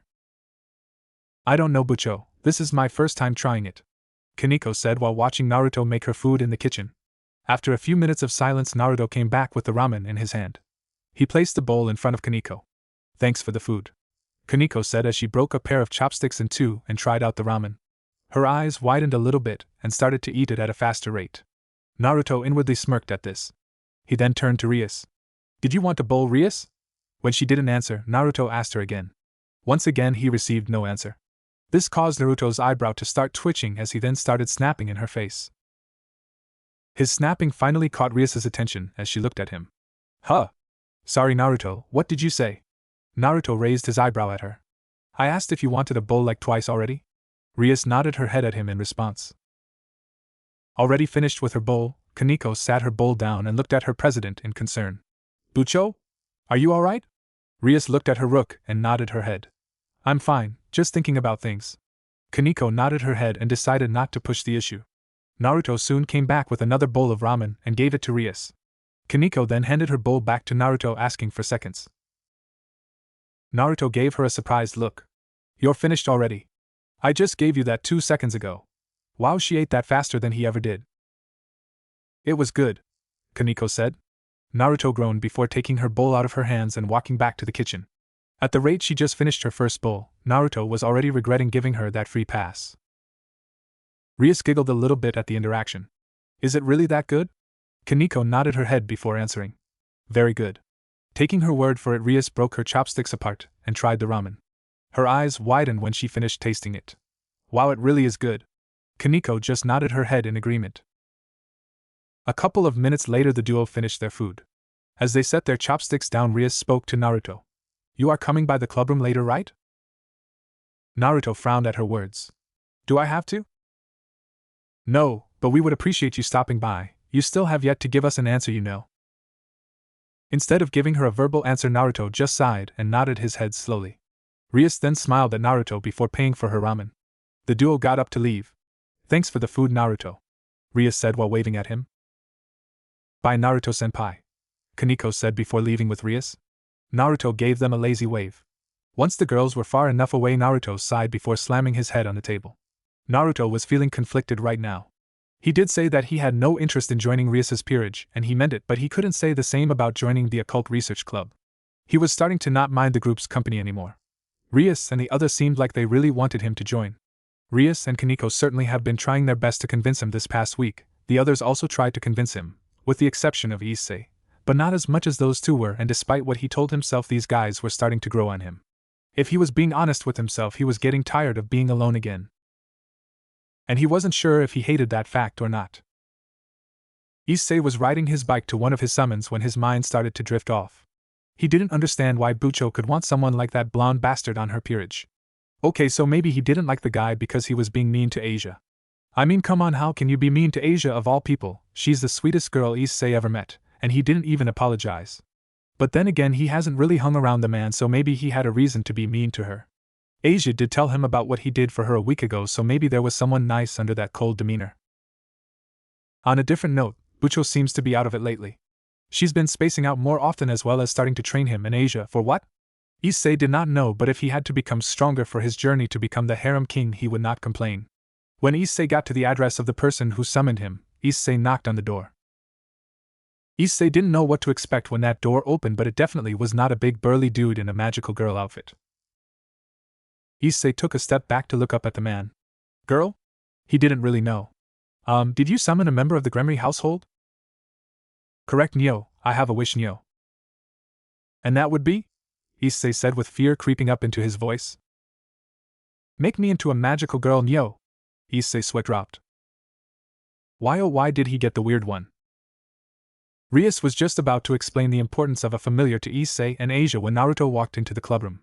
Only giving the group a nod, Naruto went into one of the corners of the room. While she was still a little disappointed Naruto was distancing himself, she was glad he came all the same. Era Fishcake-san, are you that scared of us? Akino teased. Her teasing had hit its mark as Naruto scowled at her, though before he could retort, Rias intervened. Leave him alone, Akino. Akino just giggled, which caused Naruto to grumble even more. As I was saying, having a familiar is a fundamental part about being a devil. They're used to help their master as well as relay information, even in pursuit, Rias said while looking at Issei, Asia and Naruto. Truth be told, Naruto shouldn't even be hearing this as he was still human. But she was letting him stay for this conversation so that she wouldn't have to explain it again should he change his mind about joining her peerage. So in short, they're like summons, Naruto thought. After Rias had finished speaking, she summoned her familiar. In a small white cloud, a bat appeared flying above Rias's hand. This is my familiar. Issei, you've met her before, correct? Issei took a few seconds to recall his memory, but when he came up blank, he shrugged his shoulders. His memory was then jogged when the bat transformed into a young lady with brown hair that stood out at the sides and a red dress. Issei snapped his fingers. Now I remember, she was the one who gave me that flyer. Rias nodded her head. That's right, Issei, I sent her to give you that flyer. Akino then summoned her familiar, which was Green Imp. Kaneko followed suit as a white cat appeared in her arms. Here's Shiro. What happened next was something no one in the room was expecting. All the familiars started shaking in fear as Rias's familiar reverted back to her bat form and hid behind her. Akino's imp hid behind her leg, while Shiro buried itself into Kaneko's arms. Never has this happened before. Confusion was radiating from every member as they tried to figure out just what the familiars were afraid of. Questions started forming in each of the members' minds when Rias scanned the room. When she turned in Naruto's direction, the familiars started to shake even more. This did not go unnoticed by either Naruto or Rias, but before she could ask questions, the clubroom door was knocked on. The members sent their familiars away before Akino answered the door. So even here nothing has changed, Naruto thought as Sona and the rest of the student council came into the room. Excuse us, Sona said. Hey, wait a minute, isn't that? Issei started but never finished. Who might that be? Asia asked. That's Shirtori Sauna, president of the student council. Beside her is the vice president, Shinra Tsubaki. As a matter of fact, every member of the student council is here, Issei answered. Rias stepped forward to Sona, the recent incident momentarily forgotten. What brings you all here? Both of us have just recently increased the numbers of our servants, so I thought we should exchange greetings again, Sona said. I knew it, so she was a devil as well, Naruto thought with narrowed eyes. Just how many devils were in this school? When Naruto found out about the supernatural, he quickly connected that the strange feeling he got from this group and Sona's group was because they were devils as well, and this confirmed it. That's also another thing that had changed when Naruto came to this world. He started using his brain more. While he was sure Bachan, Kakashi-sensei, and Ero-sennin would be proud of him, he hated it as he was more of an action type of guy. The thinking part was more of Shikamaru's thing. Wait, you mean she's a devil too? Issei asked, though now that he thought about it he did hear Bucho saying something about her a while ago. The lady's real name is Sona Citri. She is the next head of the Satiri, an upper-class devil family, Akino answered. So there are other devils at this school? Issei asked. At his words, the only male of Sona's group started to smirk. Rias-senpai, you didn't tell him about us? Saji, we do not interfere with each other's affairs. It's only natural he wouldn't know about us. Sona reprimanded him. You're the guy who recently became a student council member, what was your name? Sanji Genshiro, Pawn. Sona answered. Rias held her hand to her side to introduce her two new members. My pawn, Haida Issei, and my bishop, Asia Argento. Sona raised an eyebrow. No third? She asked. Rias gave out a slightly annoyed sigh. He's still a work in progress. Naruto didn't know how to feel about being referred to as a work in progress, but he decided to keep quiet for now. At Rias's words, Sona gave Rias a challenging smirk. So he's still up for grabs then? Kaicho, who's he? Saji asked. The school's newest student, Naruto Uzumaki. Sona answered. Naruto's eyes narrowed even further. So they both were trying to get him, huh? Then again, he does remember that Saji guy saying something about the student council a while back, though he couldn't remember what. Rias had a slightly annoyed expression on her face. Still a little annoyed at Naruto's reluctance to join her. You can try if you want, but I doubt you'll get far with him. Akino nodded her head to her king's statement. Fishcake-san is quite the stubborn one. Stop calling me that, Naruto said, finally making himself known to Sona's peerage. It was clear by the surprise on Sona and her peerage's faces that they did not know he was there. Well, at least he knows he hasn't gotten rusty when it comes to his stealth. Gathering his composure, Naruto stepped out of the corner and greeted the Citri peerage with only a nod of his head. Sona's eyes locked onto Rias's. Rias, if he isn't a part of your peerage, he shouldn't be here. Rias, however, waved off her concern. Naruto is a special case. When Sona raised her eyebrow, Rias said she would explain later. I see, in that case, Saji, Sona said. Saji nodded his head and went to greet Issei and Asia. It's a pleasure to meet you, Saji-san, Asia said while shaking his hand. Saji eagerly returned her handshake with a smile on his face. The pleasure is all mine. It is very nice to meet a girl like you. This caused Issei to jump in and start to crush Saji's hand. The two presidents just sighed and apologized to one another. The next day, Naruto was sitting on a bench in the park watching a family of three stroll by. The little girl noticed him and waved at him with a big smile on her face. Naruto put on a fake smile and waved back at the little one. His actions seemed to please the little girl as her smile got even bigger, while the parents smiled softly at their daughter. When the family walked past him, Naruto's smile dropped into a frown. Seeing the family brought back some thoughts he hadn't thought about in a while. Just how different would his life have been if he had parents? Would he be stuck in this world? Would he have had friends as a kid? Sure, meeting his dad was nice and all, but it didn't take away those thoughts. In fact, all it did was enhance them. He was so deep in thought that he didn't notice Kaneko sitting right next to him. When he finally noticed her, he nodded his head. How'd the match go? It was a draw. Bucho was a little annoyed that you didn't show. She didn't show it, but she was a little disappointed that he didn't show up to the match. Naruto scoffed. Rias is always annoyed when I don't do something. Besides, peerage matters do not concern me. We're having a dodgeball match to settle it at the gym tonight. Is this an invitation? When Kaneko nodded her head, Naruto groaned. From you or Rias? All of us, we want to be your friends, Naruto-senpai. And I've told you all time and time again that I don't need friends. The only reason I'm at the club was because I made that stupid deal. After a few moments of silence, Kaneko got up from her seat and started walking away. When she got a few steps away, she looked back at him to give him a nod. Goodbye, Naruto-senpai. She looked at him with eyes of understanding? Pity? Naruto did not know, but when she left, Naruto put his hands through his hair and sighed. He wasn't sure whether to punch himself or pat himself on the back. It's ironic when he thought about it. All his life he worked hard to gain friends, and now he was working hard to not have friends. Who saw that coming? Definitely not him. That night in the gym, the Gremory team was stretching for the match when Naruto walked in. When Rias saw him, she gave him a smile, to which Naruto rolled his eyes and went to an open space. Kaneko walked up to him. You came, she said. Naruto gave her a small nod. Yeah, but don't get your hopes up yet, I'm only spectating. That's good enough for now, Naruto, Rias said while walking up to them. Kaneko, can you help Issei stretch? Kaneko nodded and went to help Issei. I'm glad you came, Naruto. Humph, you guys are very stubborn, you know that. Rias just let out a small chuckle. Rias looked at her peerage with warmth. Naruto watched as the warmth in her eyes faded into sadness. She looked to be lost in thought. Naruto gave her a few minutes to sort her thoughts before she spoke again. Naruto, can you answer something? Depends on what the question is, but shoot. How do you feel about being with the person you love? Naruto took a few seconds to think about his answer. I think being with the person you love is great. I mean, no one wants to be stuck with someone they don't like, right? Rias nodded her head at him. Thanks for answering, Naruto. Can I ask why you would ask me something like that? I'm sure you could have asked one of your friends.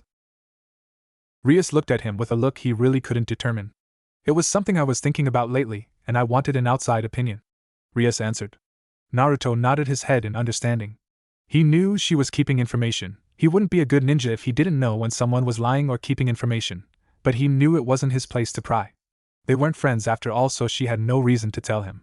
His younger self definitely would have butted his head into her problems, though. A couple of minutes later, Issei called the group over to present the headbands he made. Each of the headbands had the words Occult Research Club written on them. I stayed up all night making them. You all have been trying so hard for Asia, and I wanted to do something for you guys. These are great, Issei, Rias complimented. They are unexpectedly well made, Kaneko said. Era, how gorgeous, Issei, Akino complimented. While the other members were focused on Issei, Asia walked up to Naruto and handed him a headband. However, this headband was different from the others, as the words on it said Honorary Occult Research Club Member, and the headband was black. Naruto raised his eyebrow. What's this for? I'm not playing. Well, we ran out of white cloth, and even though you're not playing, why you have been visiting the club more? Issei-san helped me make it too, Asia said. Noticing that Naruto was hesitant to take the headband, Asia's eyes started to get a little watery as a thought came to her head. And Naruto-san, do you dislike us? Naruto's luck strikes again, because of course that had to be the sentence everyone heard. Every member looked at him as he suddenly became the center of attention. I get that Issei-san doesn't like you very much, but I tried to convince him you're a good person. Bibucho and Kaneko-chan have been trying their best to make you feel welcomed, and as Asia kept talking, Naruto inwardly started to panic, and so he thought fast. Asia's rambling stopped when she felt a hand on her shoulder. Listen, it's not that I hate you guys, it's just that Naruto took a few seconds to choose his words carefully. I'm not used to receiving gifts. His answer didn't seem to satisfy Asia, so he just sighed and let go of her shoulder. Fine, I'll take it. Asia smiled and handed him the headband before walking back to the peerage.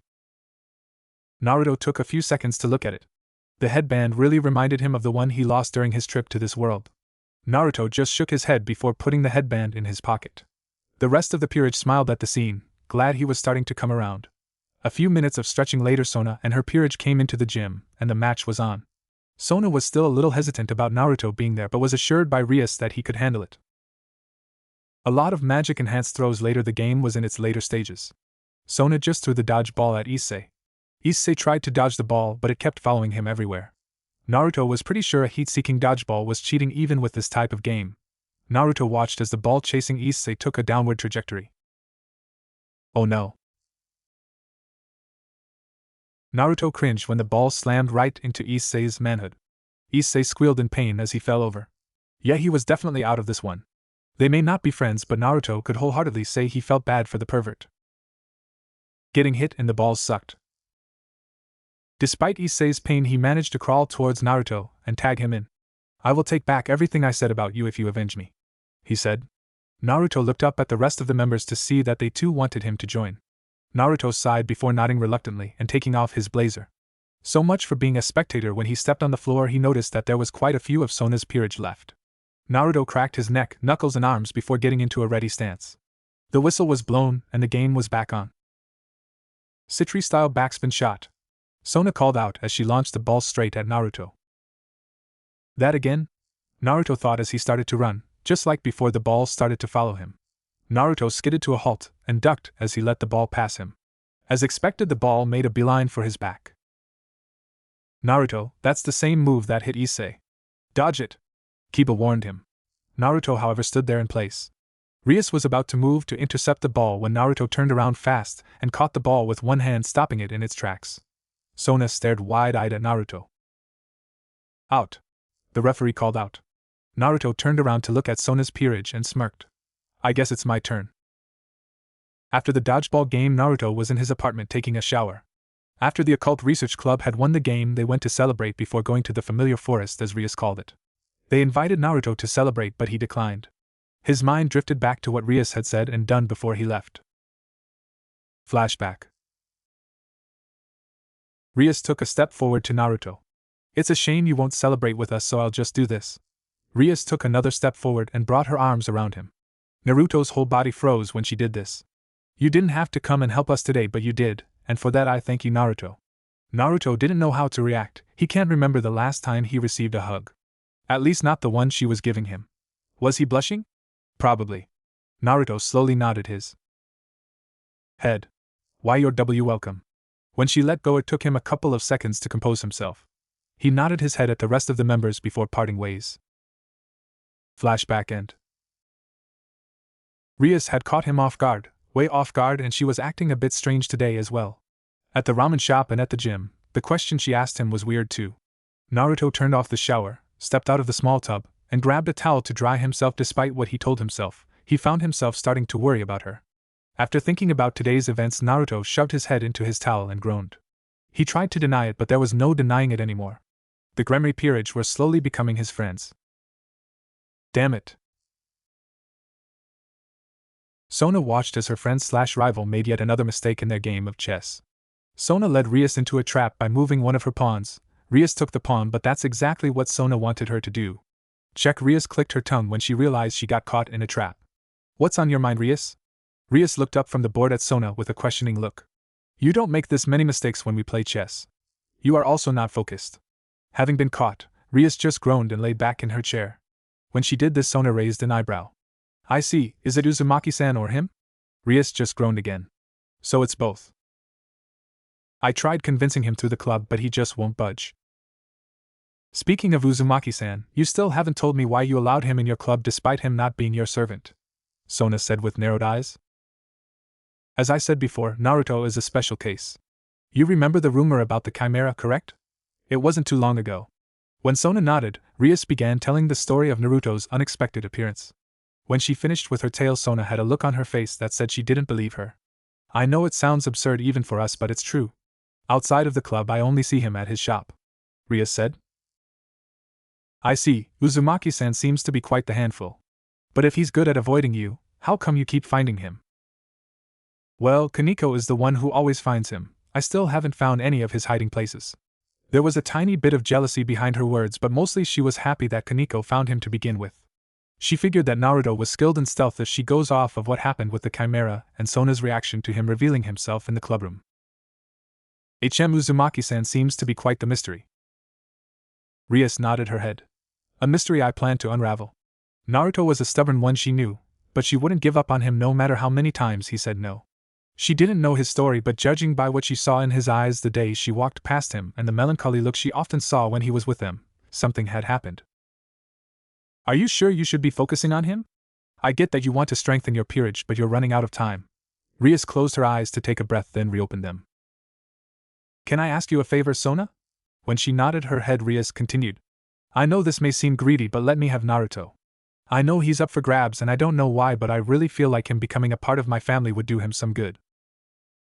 Sona took a few minutes to mull over what her rival just asked of her.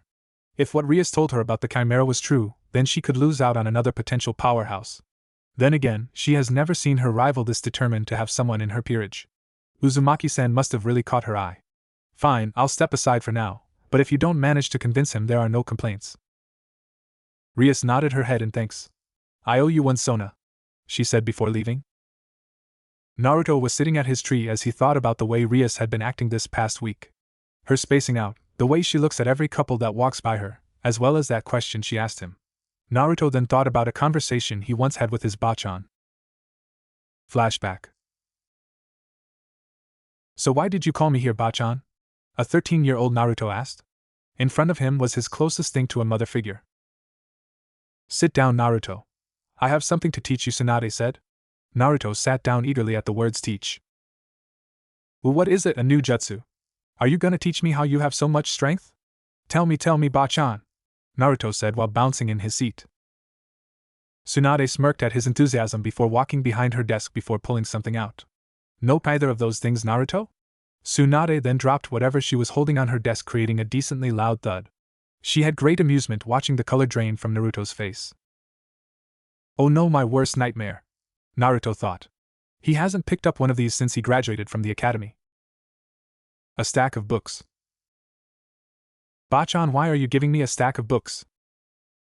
Why, it's for you to stew. I refuse, Naruto said as he pushed the books towards Tsunade. Annoyed at being cut off, Tsunade rubbed her temples, preparing for a headache. You need this, Naruto, trust me, I've seen your academic records from your time at the academy. Oh, I thought you were gonna teach me something cool like your freakish strength, or how to get Erosenin out of the women's bathhouse, not a bunch of books. Kid, you're gonna need to know what's in this stuff if you're gonna be Hokage. The second she finished her sentence, Naruto stopped complaining. Smirking, Tsunade continued. Now that you're on board, let's begin. Naruto reached out to grab the book. As he was reading the contents of the book, his face held a lot of confusion. Politics? Being Hokage is simply more than sitting at a desk all day, Naruto. There are other things you have to know about. Naruto titled his head in confusion. I don't follow, Bachan. How do you think we get our resources for the village? We get those resources by either our own supply or peace treaties with the other nations or small villages. She paused to see if Naruto was following her, and when he nodded his head, she continued. Of course, prices also come with those peace treaties. For example, like I said before, we trade things like resources or set up arranged marriages. Wait, arranged marriage? I understand the whole trading bit, but arranged marriage? Tsunade nodded her head. That's stupid. Who would want to get married to someone they don't even know? I know it sounds cruel, but those are the types of things that come with being Hokage. Now I also want you to take these books with you on your training trip. Seeing the question in his eyes, she continued. Mental training is just as important as your physical training, Naruto. Kages are as strong as they are smart, you know. Naruto nodded his head and grabbed the rest of the books and began walking out of the Hokage's room. Though before he could walk out, he placed the books on the floor and went back to hug Tsunade. Tsunade was startled by his actions. Naruto, what are you doing? I wanted to say goodbye and to thank you for saving me back then, he said. Touched by his words, Tsunade rubbed his head with a small smile on her face. Come back strong, okay, Naruto? Naruto lifted his head up and gave her a big smile. You got it, Bachan. I'll come back stronger than ever, believe it. Flashback end. Could Rias be in an arranged marriage? It would explain how she would react to anything concerning couples and love with a sad expression. If she is, then there's nothing he can do but wish her luck. Naruto decided to get up and go to the occult research club and wait for classes to let out. Now Naruto usually stood in the dark parts of the room, but since there was no one here, he decided to try the couch this time. Naruto took off his blazer jacket and put it on the armrest and sunk into the couch. Wow. This couch is very comfortable. Like way more comfortable than his bed, but then again everything was more comfortable than his bed. Naruto sunk even further into the couch and looked at the clock before closing his eyes. An hour before class ends, I can get a little shut-eye till then. Naruto didn't get to sleep often, so he took whatever he could get. He only got to sleep for about 30 minutes when he heard a voice and 3 pairs of footsteps heading towards the room. Naruto quickly deduced that the voice belonged to someone he didn't recognize. The now wide-awake Naruto used the Shunshin technique to quickly find a hiding spot. Naruto relaxed a bit in his spot when he saw Rias and Akino walk into the room. He didn't know the lady in the maid outfit though. Rias-sama, you cannot put this off any longer, the silver-haired lady said. Rias would only nod solemnly as she sat behind her desk and folded her hands in front of her. Riser-sama will be visiting soon. Riser? Who the hell is that? Naruto thought. It took him a few seconds to realize that this was a conversation he should not be hearing. I should probably get out of here, he thought. So why wasn't he moving then? Well, there was only one explanation.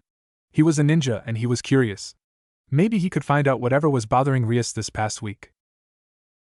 Curiosity killed the cat, Naruto. The trio sat there in silence for a few minutes when Kaneko came in. She noticed the tense atmosphere and decided to sit on the couch after greeting the 3.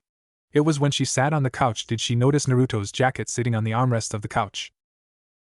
Fuck, he forgot about his jacket. Thankfully she didn't bring any attention to it, but she did subtly look around the room for him. It wasn't long before everyone else came into the room. Sup guys? Grafia-san? What are you doing here? Issei asked. His question went unanswered as Rias stood. Good, you're all here, Rias said. Rias-sama, may I begin speaking? The now named Grafia asked. Rias held up a hand to stop her. As Rias was about to explain why Grafia was here, the room was lit up and a bright orange magic circle appeared in the room. The magic circle soon erupted in a gulf of flames. Naruto was visible in those brief seconds, but since everyone was focused on the magic circle, no one saw him. When the flames dissipated, there was a man standing where the magic circle was. The handsome man appeared to be in his early 20s with short blonde hair and dark blue eyes, and his outfit consists of a burgundy blazer with gold embroidery on the right with matching pants and black dress shoes. Underneath his open blazer is a white dress shirt that is not fully buttoned, giving a slight view to his chest. The man turned around and smirked at the people in the room. Humph, I haven't been to the human realm in a long time. It's good to see you, my dear Rias. Who's this guy? Issei asked. This gentleman is Riser Phoenix-sama. He is a pure-blood upper-class devil, and the third son of the House of is also the fiancé of the next head of the House of Gremory. So in other words, he is Lady Rias's betrothed. Grafia answered. Naruto had to suppress a groan when Grafia finished her sentence. Looks like this place had ranks similar to back home, it seems. Her sentence also answered the question that he had asked himself earlier before he came here. Rias was in an arranged marriage. Mary. What? Issei exclaimed. The man sat down next to Rias and put her arm around her, an act which she didn't seem to like, judging by her lack of reaction. Akino handed him a cup of tea. Riser took a sip and sighed in delight. The tea prepared by my Rias's queen is quite delicious. Akino gave a slight bow, but she didn't look like she was happy to receive a compliment from him. Riser tried to caress her thigh, but she got up, stopping him in his tracks. Riser, I've said it once and I'll say it again, I am not going to marry you. But Rias, I don't think you have a choice in the matter. Both your family and mine already signed off on it, and I think your family is desperate enough not to allow you to be inconsiderate. Riser retorted. Wearing an arrogant smirk, he continued.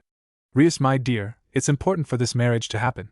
The number of pure-blood devils vanished in the recent war, making devils like us rare. Naruto didn't like what he was hearing, but he had to admit the guy was making sense. The Leaf Village was the same way when it came to clans like the Uchiha or the Hyuga. They always tried to keep the bloodline pure. Now that he thought about it, the way these guys worked was really similar to back home. The three factions were basically the 5 nations. Naruto was brought out of his thoughts when Rias spoke again.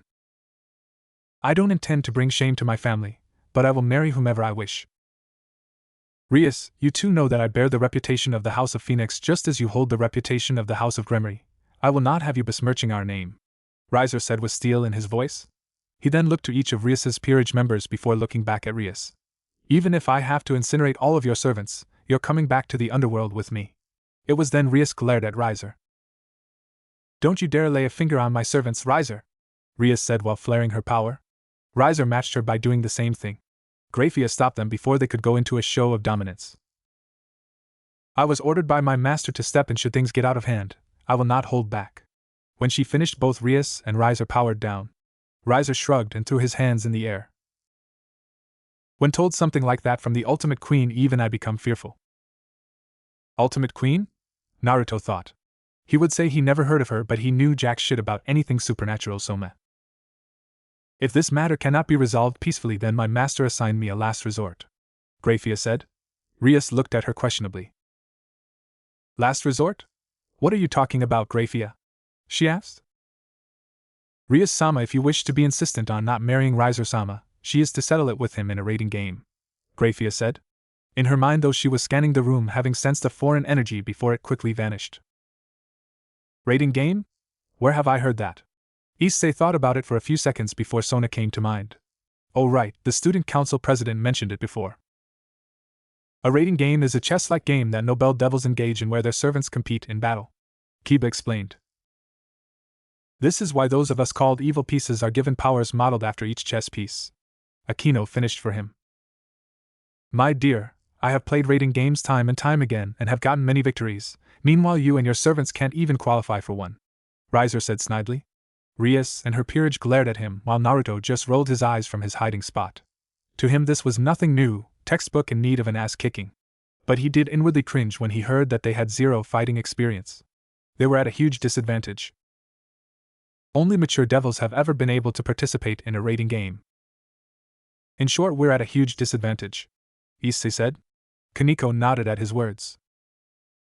That isn't our only disadvantage, Issei-senpai, she said. Riser looked at Rias and there was amusement clear in his eyes. Rias, just to be sure, are these your only servants? He asked. Rias's glare deepened at his question. So what if they are? Riser just laughed mockingly at her before snapping his fingers. Another orange magic circle appeared, which Naruto had to give the guy some points. Hey, say what you will about the guy, but he has a great taste in color. The magic circle once again erupted in a gulf of flames. In the flames were a big group of beautiful women. The gulf of flames left Naruto once again visible for a few brief moments. However, those brief moments was what got him caught by Grafia, as she was not paying attention to the flashy display. Her eyes narrowed in his direction. As you can see, I have a full. Excuse the interruption, Rias-sama, Riser-sama, but it appears we have an unwanted guest, Grafia said, before pointing directly at the shadows right where Naruto was located. Oh shit. Rias was confused for a few seconds before her eyes widened. Oh no, she said quietly. Oh, do we now?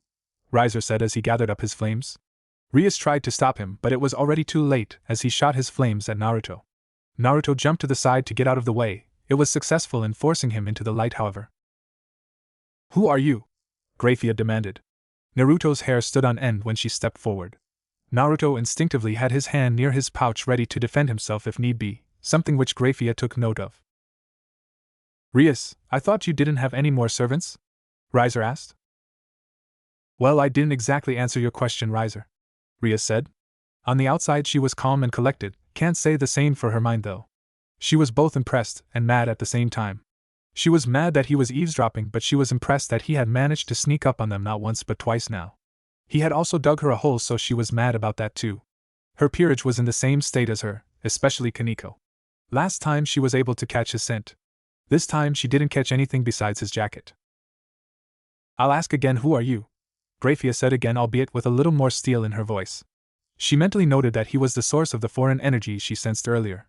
His energy feels like that of the chakra you would find in a yokai, but different somehow. Seeing as everyone was staring at him, Naruto decided to concede to the lady's demand. Alright, you got me. The name's Naruto. You smell like a human. A beautiful young girl with dark blue eyes said with distaste. She has long blonde hair tied into twin tails with large, drill-like curls and blue ribbons keeping them in place, with several bangs hanging over her forehead. Naruto narrowed his eyes at the girl. And what of it, drill bit? Naruto retorted. Drill bit? She said as she glared at him. She was gonna say something else, but Grafia spoke up first. Rias-sama, surely you know the consequences of allowing a human who is not your servant to be here. Rias nodded her head. Rias was showing me the ropes of being a devil. Naruto lied. Rias looked at him, and he shot her a look to play along. Rias nodded once more. Please, you're obviously still human, Riser said with strong distaste. Not everyone can make a decision right away, Naruto retorted, which made Riser glare at him. You should know your place when speaking to your superior, you human filth. Riser started to power up once again in a show of dominance. Riser-sama, I believe I already said to stop this, Grafia said, which caused him to power down once more. Riser shrugged before speaking. I suppose another weakling joining my Rias's peerage won't change anything. Tired of his constant belittlement of her family, Rias stepped up to Riser. Alright, we'll decide this with a rating game. As you wish, Rias-sama, Grafia said. Riser walked to the spot he appeared in while laughing. Riser, I swear I will wipe you out. I'm looking forward to it, Rias. I'll see you at the game. Oh, and make sure to teach that one some manners, Riser said, referring to Naruto. Riser and his peerage disappeared in a gulf of flames, laughing as he disappeared. Rias-sama, I do believe you have some explaining to do. Rias just sighed and rubbed her temples. She was starting to have yet another headache thanks to the guy across the room. After Rias finished explaining and everyone asking Naruto questions he didn't answer, it was time to address the elephant in the room. Rias-sama, you and your servants have 10 days to prepare for the raiding game. 10 days? Rias asked. Due to the difference in experience and strength, I wonder if 10 days is even an appropriate handicap. As you are now, you don't stand a chance against that guy. All heads turned to Naruto when he said this. I hate to say it, but he's right, Bucho. The odds are stacked against us, Kiba said. However, 10 days might be what you need to have a better chance against him. Naruto closed his eyes and took a deep breath.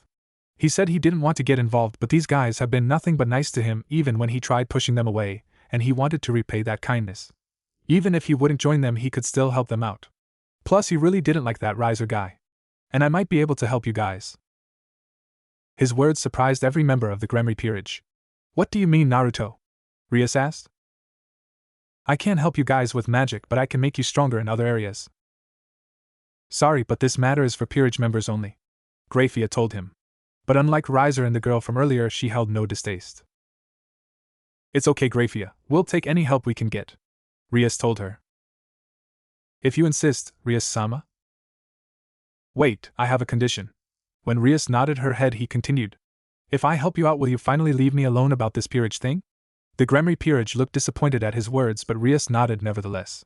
Naruto nodded his head before getting up to head out the door. Naruto. Naruto stopped and turned his head to face Rias. She gave him a grateful smile. Thank you, she said sincerely. Naruto stood silent for a few seconds before answering. You're welcome. With those words said, Naruto left out the door. I've never seen someone try so hard to be alone before. Makes you wonder what happened to him, Issei said. The others nodded their heads in agreement. Grafia raised an eyebrow, which caused Rias to elaborate. Naruto is a very closed-off person, and we really don't know anything about him besides he owns a ramen shop. And he's very stubborn. Akino finished. I see, it seems like you had your hands full with him, Grafia said. Rias just sighed. She had no idea. Naruto was walking to the pier with his bait in one hand and his fishing rod in the other. When he got to the pier, he was greeted once again by the man he saw a week ago. Back again, kid? The man said. Naruto nodded his head and sat down. Naruto put some bait on his hook and threw it out into the water. The man noticed Naruto had an irritated look on his face. Bad day? Naruto nodded his head slowly. What happened? Justin and his friends, Naruto said. The man chuckled as he was reeling in a fish. Yeah, those can get you irritated real quick, the man said as he reeled in his fish and took it off the hook. Naruto looked at the man with confusion. He reminded him of Kakashi-sensei with his laid-back attitude. Humph, you're a strange guy, Naruto told him. The man just chuckled once again. Yeah, I get that a lot, kid. Nothing else was said as they spent the rest of their company in a comfortable silence. Now Naruto was walking through the town thinking about how to help the Gremry peerage. Them having zero fighting experience was gonna be tricky. On top of that, he didn't know their strengths and weaknesses or how much chemistry they had with each other. How am I gonna dash? Both Naruto and his train of thought stopped dead in their tracks before Naruto facebombed himself. Naruto then started walking in the direction of the nearest store. He had the kunai, shurikens, and low-level paper bombs in his pouch. Now he needed itching powder, pink hair dye, some rope, a clock, 5 bells, and a book. He knew exactly how he was gonna train them. But first they would have to pass a little test. Come on, Issei. Pick up the pace, Rias called out. Right. An out-of-breath Issei said. It was the day after the meeting with Riser, and they were currently hiking up a hill to a secluded place in the mountains. Should we help him? If it's too much trouble, I can take some of it, Asia said. It's fine. If Issei can't handle that much, he'll never get stronger, Rias said. Asia still looked like she wanted to help the poor boy. He was nearly dead on his feet trying to hike up this hill. Speaking of getting stronger, Kiba said before looking at his fellow blonde walking next to him. What exactly are you going to be teaching us, Naruto? Everyone else had that same question. You'll find out when it's time for me to train you, Naruto told him. Naruto thought it would be a good idea to not say anything. Just like what Kakashi-sensei once did with Team 7 4 years ago, Naruto would see if they were actually worth training. Oh, and he also had a little surprise for them.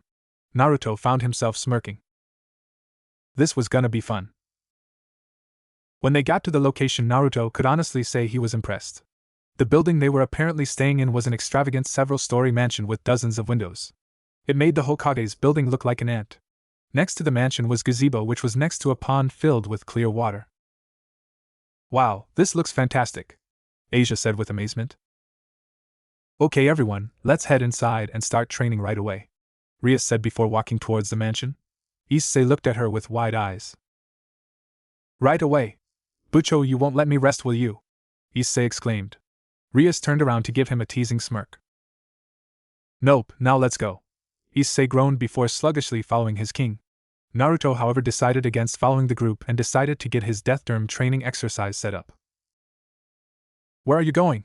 Kaneko asked.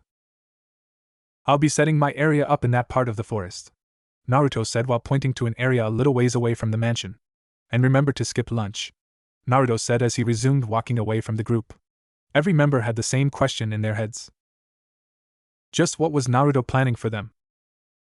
So, that's how it went, huh? Yes. Yep, that definitely sounds like my little sister. I don't think she and her peerage have a chance at winning this match alone.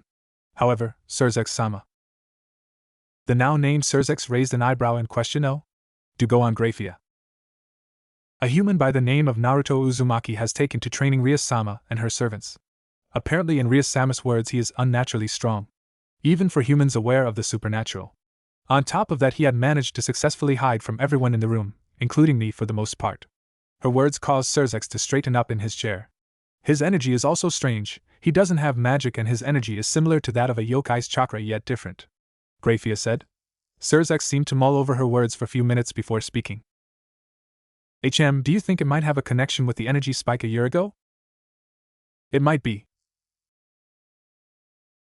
And this Naruto, you say he's training my little sister. Why would she allow a human to stay in her clubroom if he's not her servant? Surzex could have sworn he saw a smirk there but chalked it up to his imagination.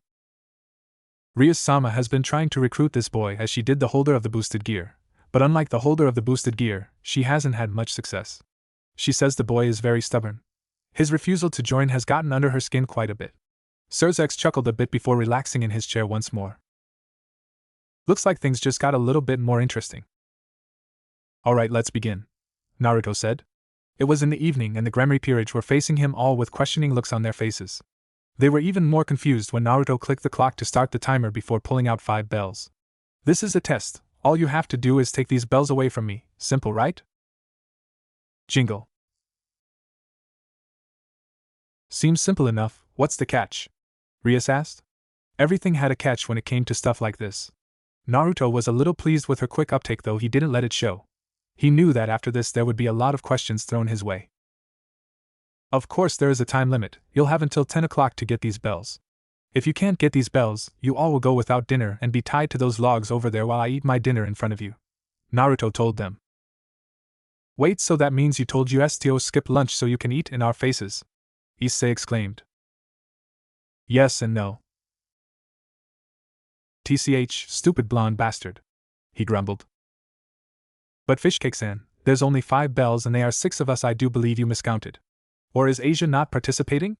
Akino said. Naruto's eye started twitching at the use of his nickname but let it slide.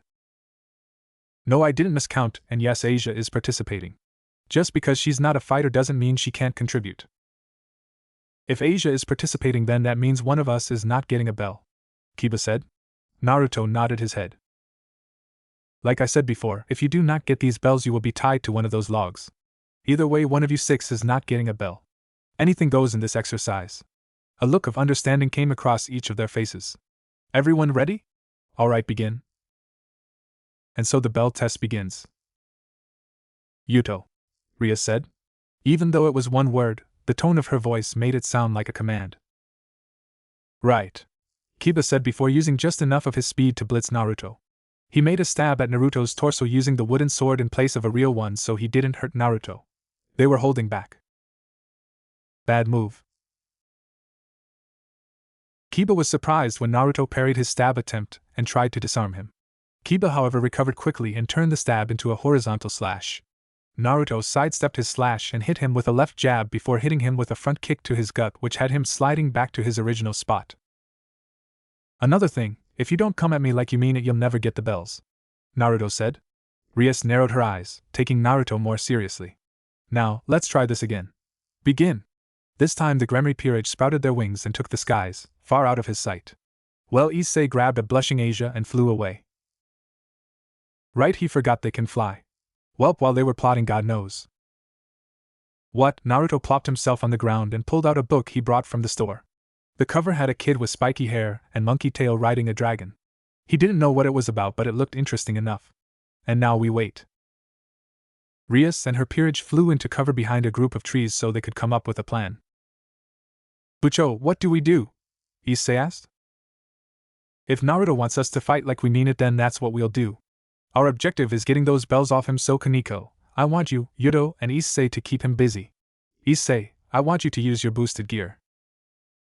Right, Bucho. Boosted gear. Boost. Asia, you're on standby for any minor injuries, but if you can take a bell without issue, go for it. I will try my best, Asia said. Akino, you're with me. Let's show Naruto what it means to be a part of this peerage, Rias exclaimed before spreading her bat-like wings once more and hovered above everyone. Right. Bucho. Naruto was still where he was a few minutes ago, reading the manga book with great interest. Naruto decided to put a pause in his reading as he got up and stretched his muscles before walking around the field, manga still in hand. It was after a few minutes of his silent reading when he heard a rustle in the bush. Kiba came walking out of the bush, sword at the ready. I'll admit, Naruto, I held back on you despite your performance with the Chimera because you were human. I won't make that same mistake twice. Kiba took his sword out of his holder and ran at Naruto with speeds way faster than before. Naruto could still keep up with him though. He's faster than before, Naruto thought as he dodged Kiba's attempts to slash at him. Naruto frowned when he dodged a little too late, and Kiba managed to slice off a piece of his clothes. His reaction time has gotten slower. Not a good sign. Kiba tried to slice at his feet, but Naruto jumped back to put some distance in between them. Kiba smirked before putting his hand on the ground. Sword birth. The ground beneath Naruto's feet started rumbling. Knowing better than to stay there, Naruto jumped in the air to get away from the hundreds of swords beneath him. And that was exactly what Kiba wanted him to do. Sorry, Naruto-senpai. Naruto looked over to his right and saw a tree being swung at him. When was Kaneko there? Just as the tree hit him, he used a substitution jutsu. The tree hitting nothing but a log. Kaneko and Kiba were confused. They were sure Naruto had nowhere to run, so how did he get himself out of that? They didn't have enough time to come up with a solution as Naruto appeared behind Kiba and roundhouse kicked him in his side, knocking him away temporarily. Naruto then engaged Kaneko in a one-on-one. Kaneko jumped up and lifted her leg high in the sky, forming an axe kick. Her stance is reminiscent of Tsunade's heaven kick of pain. Naruto jumped back as Kaneko's foot landed on the ground, breaking the ground beneath her. Yep, definitely Bachan 3.0. Kaneko didn't let up as she charged and tried to hit him in his chest with a back kick. Keyword being tried. While execution was damn near perfect, she was slow. Her foot collided with his hand instead of his chest. He felt his hand rattle catching that kick.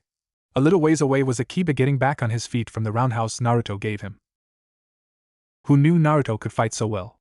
Kiba looked at Kaneko and Naruto going blow for blow before he saw his chance. Naruto's focus was on Kaneko and the bells were at his hip. An opening. Using Kaneko's distraction to his advantage, Kiba ran towards the unsuspecting Naruto. Kaneko, seeing him coming, tried to keep Naruto from moving by putting him in a submission hold. Kiba had only managed to touch two of the bells before he felt someone slam into him. Despite Kiba having the speed of a knight, Naruto was still able to react by using Kaneko's small body against her by picking her up and throwing her into Kiba, halting his attempt at the bells. Naruto looked around the field before sighing. I know you're there, so come on out, he said. Realizing that they had been caught, Issei and Asia came out of the bushes. Oh, it's just you two. What do you mean by that, you blonde bastard? Issei said. Well, Asia is not a fighter, and you can only summon a gauntlet, Naruto said before pulling out his manga book and started reading. Issei stared at him ridiculously. You're reading a book in the middle of the fight. Why? Simple, 'cause either this book nor this fight will be intellectually challenging, he taunted. Naruto didn't really taunt his opponents, but he could see that Issei was a little like himself when he was 13. If he guessed right, his taunting should. Why you, don't fuck with me. I didn't get my ass kicked by Kiba and Kaneko-chan for nothing. Issei charged at Naruto, intent on shutting him up. Yep, charge at him recklessly. Naruto easily dodged every single one of Issei's punches, but he could see some results in his training. His forms were a little off, but with some more training he'll be fine. Issei threw another punch and was confused when Naruto disappeared. Huh? Issei-san, behind you, Asia warned. Issei turned his head to see Naruto behind him in a crouched position with his book in his hands with his fingers sticking up. Too late, Naruto said. Hidden leaf secret finger jutsu, 1,000 years of death, he thought as he raised his fingers towards Issei. Time seemed to slow down for Issei as he watched Naruto's fingers move towards. Oh no, the next few moments for him was pain. Pure pain. Issei screamed as he went flying through the air, holding his ass. Naruto watched in inner amusement as Issei crashed on the ground. Now he sees why Kakashi-sensei likes that move. Issei-san! Asia cried as she ran to his side. Issei was slow to get up. Like very slow. That's not enough to take me down, blonde bastard. Naruto raised an eyebrow. Well, it looks like you're struggling to me. Shut up. Boosted gear. Boost. Boost. Boost. Boost. Naruto watched Issei power up with interest. So that's what the gauntlet does. Issei closed his eyes and remembered what Akino had taught him about magic. Focus, and feel the surge of magical power. Issei held out his hand and a small red orb appeared. What? Is this all I can manage? Ah, fuck it, HH. Issei screamed as he punched the orb, making it shoot out as a decently sized red beam. Naruto's eyes widened before jumping to the side, letting the beam pass by him. He could feel the heat of it zooming past him. The beam hit the mountain behind Naruto. BOM. Naruto looked at the damage in slight surprise. That was impressive. And no way I did that, Issei said before losing consciousness. He used up all his strength. Naruto watched as Asia ran up to Issei and started healing him. So she was a healer then. Kiba and Kaneko were about to charge him again, but they saw their king and queen in their peripheral vision, so they instead grabbed the unconscious Issei and started retreating with Asia close behind. Naruto was confused when instead of asking questions or charging at him again they ran. Huh! Why are they? Naruto started, but he stopped as his vision started to have a red hue to it. Naruto looked around the field before he looked up in the sky, spotting the source. In the sky were Rias and Akino with their demonic energy surrounding them. Now Akino! Rias called out. Akino giggled before she and Rias sent their hands down at Naruto as both of their attacks at him. Naruto stared at the attacks coming down at him in indifference. Just as the attack came close enough, he shined out of the way. Boom. When the dust cleared, there was nothing there besides a damaged field. Oh no, did we actually kill him? Akino asked in worry. The blast should have been strong enough to knock him out, not kill him. Rias and Akino flew down to the spot Naruto was once in. I hope not, Naruto? Naruto! Rias called out. Relax, I'm not dead. Rias and Akino turned around to see Naruto sitting in a tree. Rias and Akino stared at him wide-eyed. Wow, how'd you? Rias started, but she was cut off by the sound of a clock ringing. Re-thing. Looks like you're out of time, Naruto said. A few minutes later we see Naruto sitting with a bowl of ramen in his hands, and across from him was the Gremry peerage, who were all tied up. In the end, none of you succeeded in taking a bell, Naruto said as he ate some of his ramen, ignoring the rumbling stomachs of the peerage. Naruto-san, this is mean, Asia said. Maybe so, but I said what would happen if you failed to take a bell. You're enjoying this, aren't you? Rias said with narrowed eyes. Naruto shrugged before speaking again. By definition, you guys absolutely failed this test. However, you did pass on the true nature of this test. He could practically see the question in their heads, so he elaborated. The true reason why I tested you was to see if you guys were actually a team instead of just a peerage. While you guys failed to grab a bell, there were times where your teamwork got you close. So in other words, Naruto finished the rest of his meal and walked away from them. You pass. Naruto jumped back as Kaneko slammed her fist into the ground he was standing on. Large chunks of the earth spread out underneath the force of her punch. It was early morning when Kaneko had asked him for a spar since the others were not up yet. During the spar, Naruto noticed that while she was a great fighter, she had a glaring problem. Her speed. Naruto watched as she threw a back fist when she got close enough. Her form and execution was excellent. It was more than enough to put an average fighter down for the count. But to a shinobi like him, it was way too slow. Naruto caught her wrist and did a judo throw right over his shoulder. Kaneko came right back at him with a flurry of punches, all of which he dodged. Another problem he noticed was that she was predictable. Kaneko threw a chamber punch at him which he parried that made her stagger. Taking advantage, Naruto hit her with a quick back kick that pushed her back a good distance. Kaneko was going to come at him again when Naruto held his hand up to stop her. That's enough for now. Naruto walked over to one of the spots that was unharmed by their spar and grabbed a water bottle and tossed it to her. A few seconds passed as Kaneko drank her water bottle. Naruto took a few minutes to think about how to break down Kaneko's performance to her. Overall, you're definitely better than the average fighter, but you have some problems. Kaneko nodded, letting him know she was listening. Your form and execution were great, excellent even, but you're too slow, and it leaves you open for counterattacks. Naruto said. Kaneko nodded her head in understanding, but a question came to her head. How do you know so much about fighting? She asked. Naruto knew they were gonna have questions regarding his abilities, so he was prepared for this. Took some self-defense classes when I was younger. Got interested and studied hand-to-hand combat. Kaneko nodded her head. That somewhat explained his skill in hand-to-hand, but that didn't explain how he was able to keep up with Kiba and go toe-to-toe with her, as well as how he was able to escape when she swung that tree at him. She was about to voice her questions when Naruto started speaking again. Some of your moves are also predictable to the experienced fighter. Like that chamber punch and the backfist you threw at me, he said. Overall, she's definitely a good fighter, but she lacks experience. You need to work on your speed first and foremost. All that power you got won't matter if you can't hit your opponent. Man, he sounded so much like Ero-Sennin and Kakashi-sensei he wanted to laugh. Naruto then started to walk away towards the mansion. The others should be up by now. You're weird, Naruto-senpai, Kaneko said before following him towards the mansion. I get that a lot. After walking into the mansion, Naruto split from Kaneko and entered his room. That spar had felt good. It's been a whole year since he fought someone that strong, and he was getting back into the swing of things himself. Naruto thought about how he was gonna help Kaneko increase her speed. He then thought about Lee's fight with Gaara 4 years ago. Lee had been wearing some training weights. Sure, they were basic, but they sure as hell did wonders for his speed. After that day, a young Naruto made sure he always had a pair of weights with him.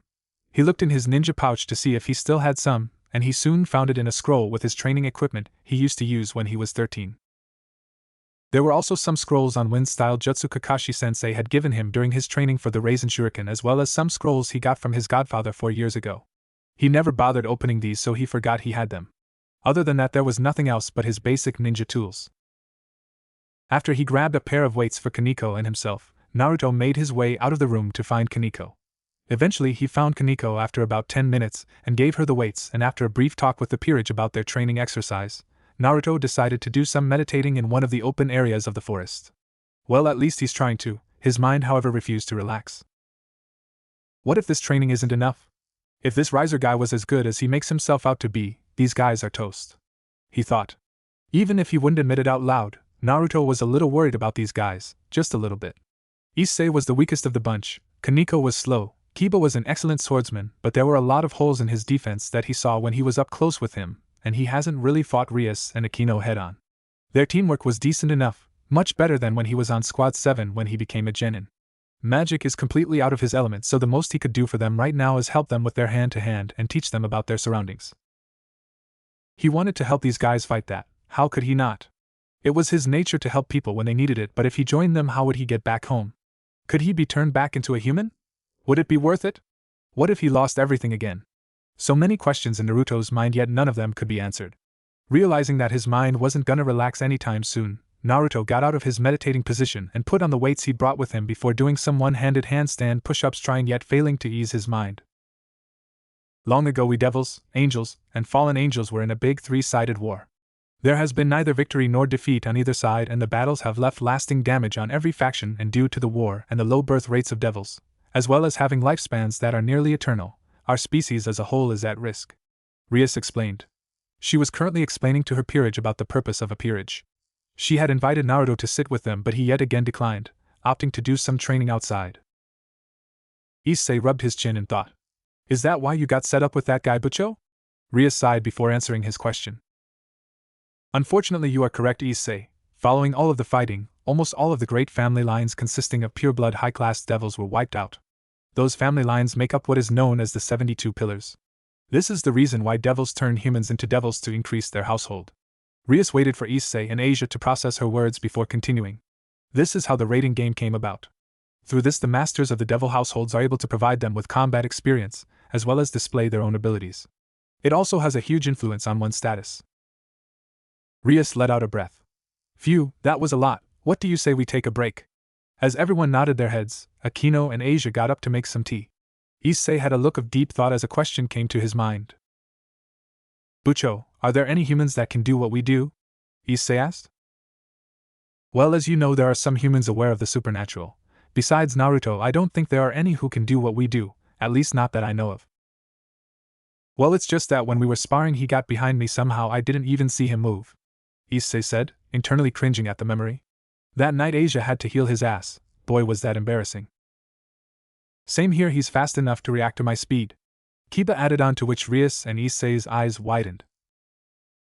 As well as beat me in hand-to-hand combat, Kaneko chimed in. At her words everyone looked at her in surprise.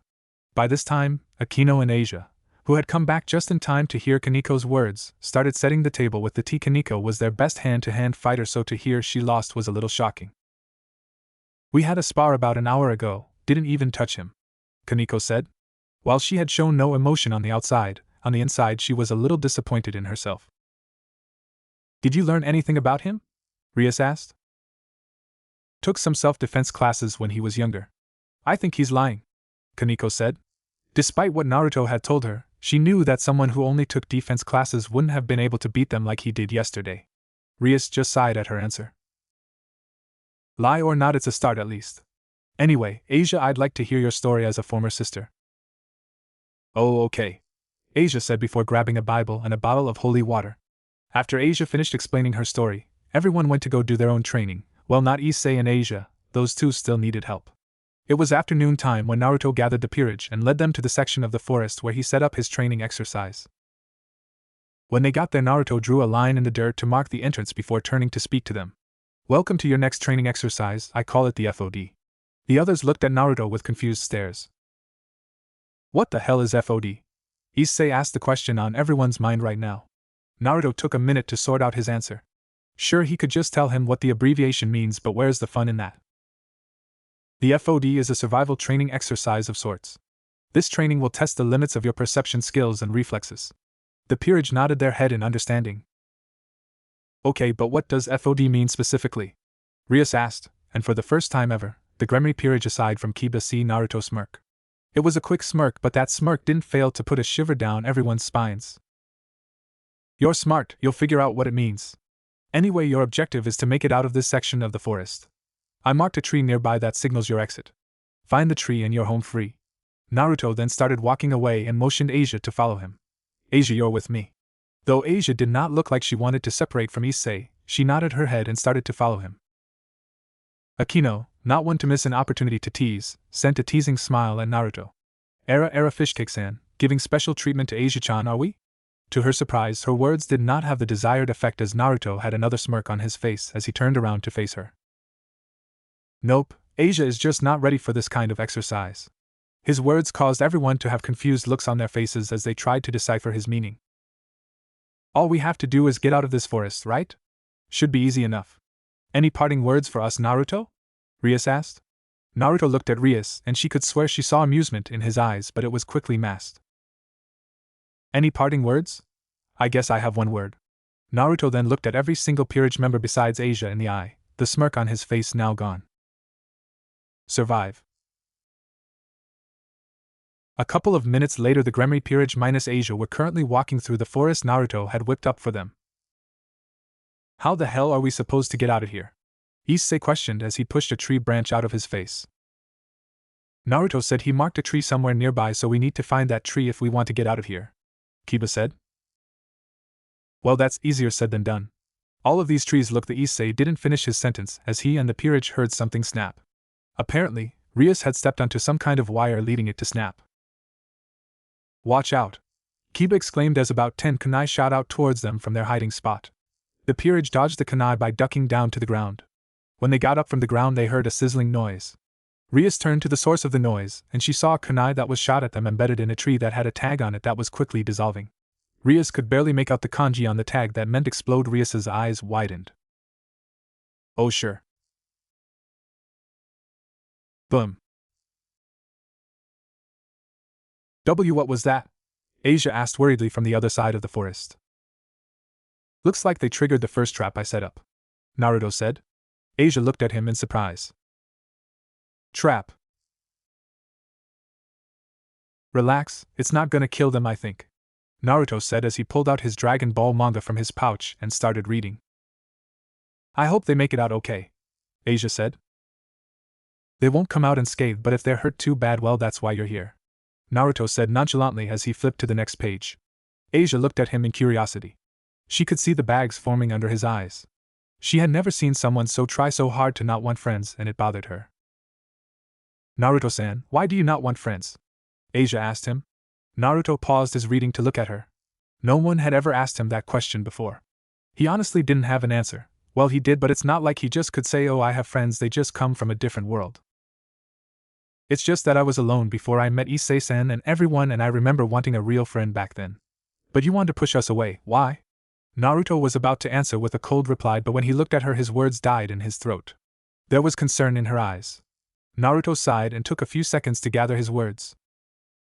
Let's just say I'm not used to having friends, Naruto told her. Asia nodded her head in understanding. She was going to say something else, but when she opened her mouth, she heard a scream. Ah, it hurts. Asia's head whipped in the direction of the scream while Naruto silently chuckled. That's Issei-san, Asia said in a worried tone. Yeah, you might want to have that healing of yours on standby. About a couple of hours of screams and explosions later, Naruto and Asia heard the bushes in front of them rustle. Out of the bushes came the roughed-up forms of Rias and the others. Naruto looked up from his spot and saw the damage his training exercise had done. There were rips and blood patches all on the group's clothes. Asia ran over to the group, Twilight healing at the ready. Issei looked ready to pass out right there. Rias had blood running down her arm and half of the chest part of her tracksuit was gone, revealing her bra. Kaneko had scorch marks and holes on her shirt, and Kiba was missing a sleeve on his tracksuit and was using his sword as a back scratcher and a kino. Naruto tried his hardest to keep a smirk off his face. Akino was glaring at him with bubble-gum pink hair, Naruto noted with satisfaction. He was hoping she would be the one to trigger that trap. She's been teasing him for weeks, and it was about time for some payback. Hey, he might be a little more serious since coming here, but he couldn't pass up a good prank opportunity when it presented itself. Have fun? Naruto asked, managing to keep his facial expression neutral. Have fun? We could have died in there, Issei exclaimed. The others nodded in agreement. Why didn't you say anything about traps? Rias asked indignantly. Kiba and Kaneko gave a hum of agreement. Well, if I told you all about the traps, it would have defeated the purpose of the challenge. Seeing their angered expression turn into confusion, Naruto sighed. I told you this exercise was one to test your perception and reflexes. When you go into unknown territory, always check for traps, Naruto said, his voice unintentionally taking on that of a teacher. Seeing as how you all look the way you do, your perception and reflexes could use a bit of work. So, even after your match, you will continue this exercise until you walk out without so much as a scratch. The peerage cringed at the idea of going back into that forest, but nevertheless they nodded. Good. As for the rest of your combat training, you will be doing one-on-one sparring. I already sparred with Kaneko, so I know what her problem is, but I need to get a grasp on the rest of you. After he had finished speaking, Rias restored everyone's clothes to their prime condition before giving a sigh. How does dinner sound to everyone? It's getting pretty late. When they started the survival training, it was still well early into the afternoon. Now the sun was setting, which was a testament to how long they'd been in there. Issei's stomach rumbled in agreement to Rias's question. He scratched behind his head in embarrassment. Dinner sounds pretty good, Bucho. The others nodded their heads in agreement as they started to walk back to the mansion. Naruto tried to walk away from the group, but Rias wasn't having it, not this time. You're coming too, Naruto, she said. Naruto turned around with an eyebrow raised. You're cooking us dinner with Asia and Issei. What? Why me? Think of it as punishment for throwing us in that forest. You can't be serious. But the look in Rias's eye told him that she was dead serious. In fact, each member was staring at him. Well, Akino was glaring at him, but that's besides the point. Naruto groaned before reluctantly following the peerage. Now the group was at the table eating what Issei, Asia and Naruto made for them. Naruto made himself a bowl of ramen though. So what did you all think of the training from these past 2 days? It's rough, but that's probably because I'm still the weakest out of us, Issei said. While that may be true, your boosted gear and Asia's twilight healing are very important. That's why we are training, to make sure you don't become a hindrance. Issei and Asia nodded their heads in understanding. I think that the training is a little extreme, Kiba said while looking at Naruto, to which he rolled his eyes. I think it's effective, Kaneko said. At least somebody thought his training was good. If you didn't feel like you were dying while training, are you really getting stronger? It's unorthodox, Akino said, still a little peeved at her pink hair. Naruto stifled a snicker, but Akino heard it, causing her to look at him. Have something to say, Fishcake-san? Nope, Naruto said without looking at her. Sensing another argument, Rias spoke up. Unorthodox or not, we're all glad you decided to help us, Naruto. Naruto looked up to see Rias smiling softly at him. He looked around to see the other peerage members nodding their heads with small smiles on their faces. You can thank me by not getting your asses kicked by that guy, Naruto said. After a while, Naruto and the others finished their plates. Now that we are finished, I think it's time we got the baths, Rias said. Issei got up from his seat with a very perverted grin on his face. Oh, do you want to watch us bathe, Issei? You can come, I don't mind. How about you, Akino? Era, I don't mind either.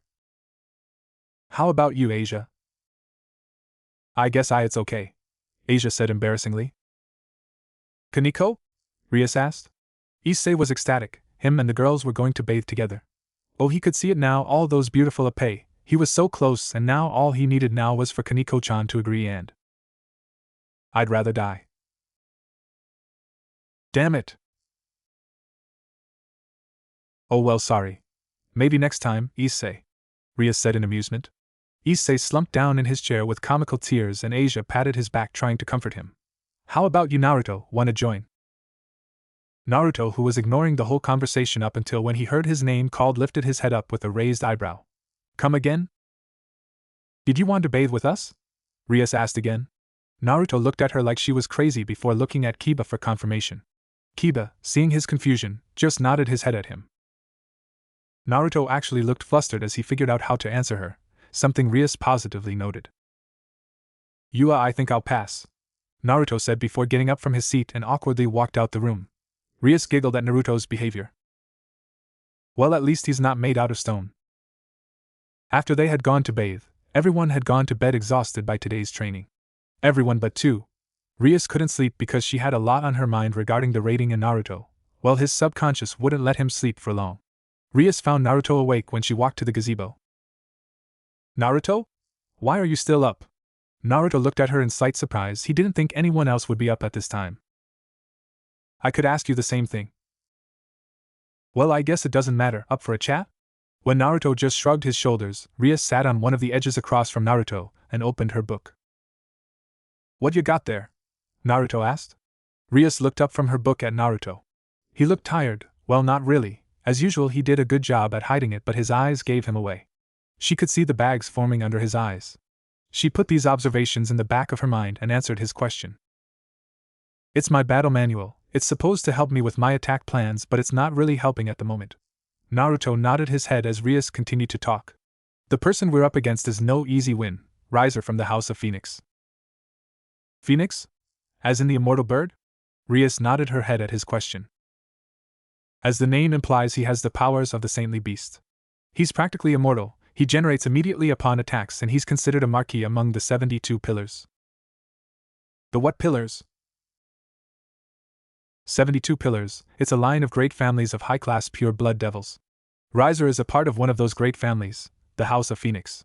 Rias didn't see it, but Naruto rolled his eyes at her information, making comparisons to his home village's clans. Anyway, Riser's win record is 8 wins and 2 losses.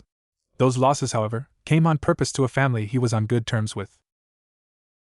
Seems like quite the foe for you all. Rias nodded her head in agreement. The odds were very stacked against them. Yeah, ever since the rating game was established, the House of Phoenix has risen up dramatically. Rias sighed.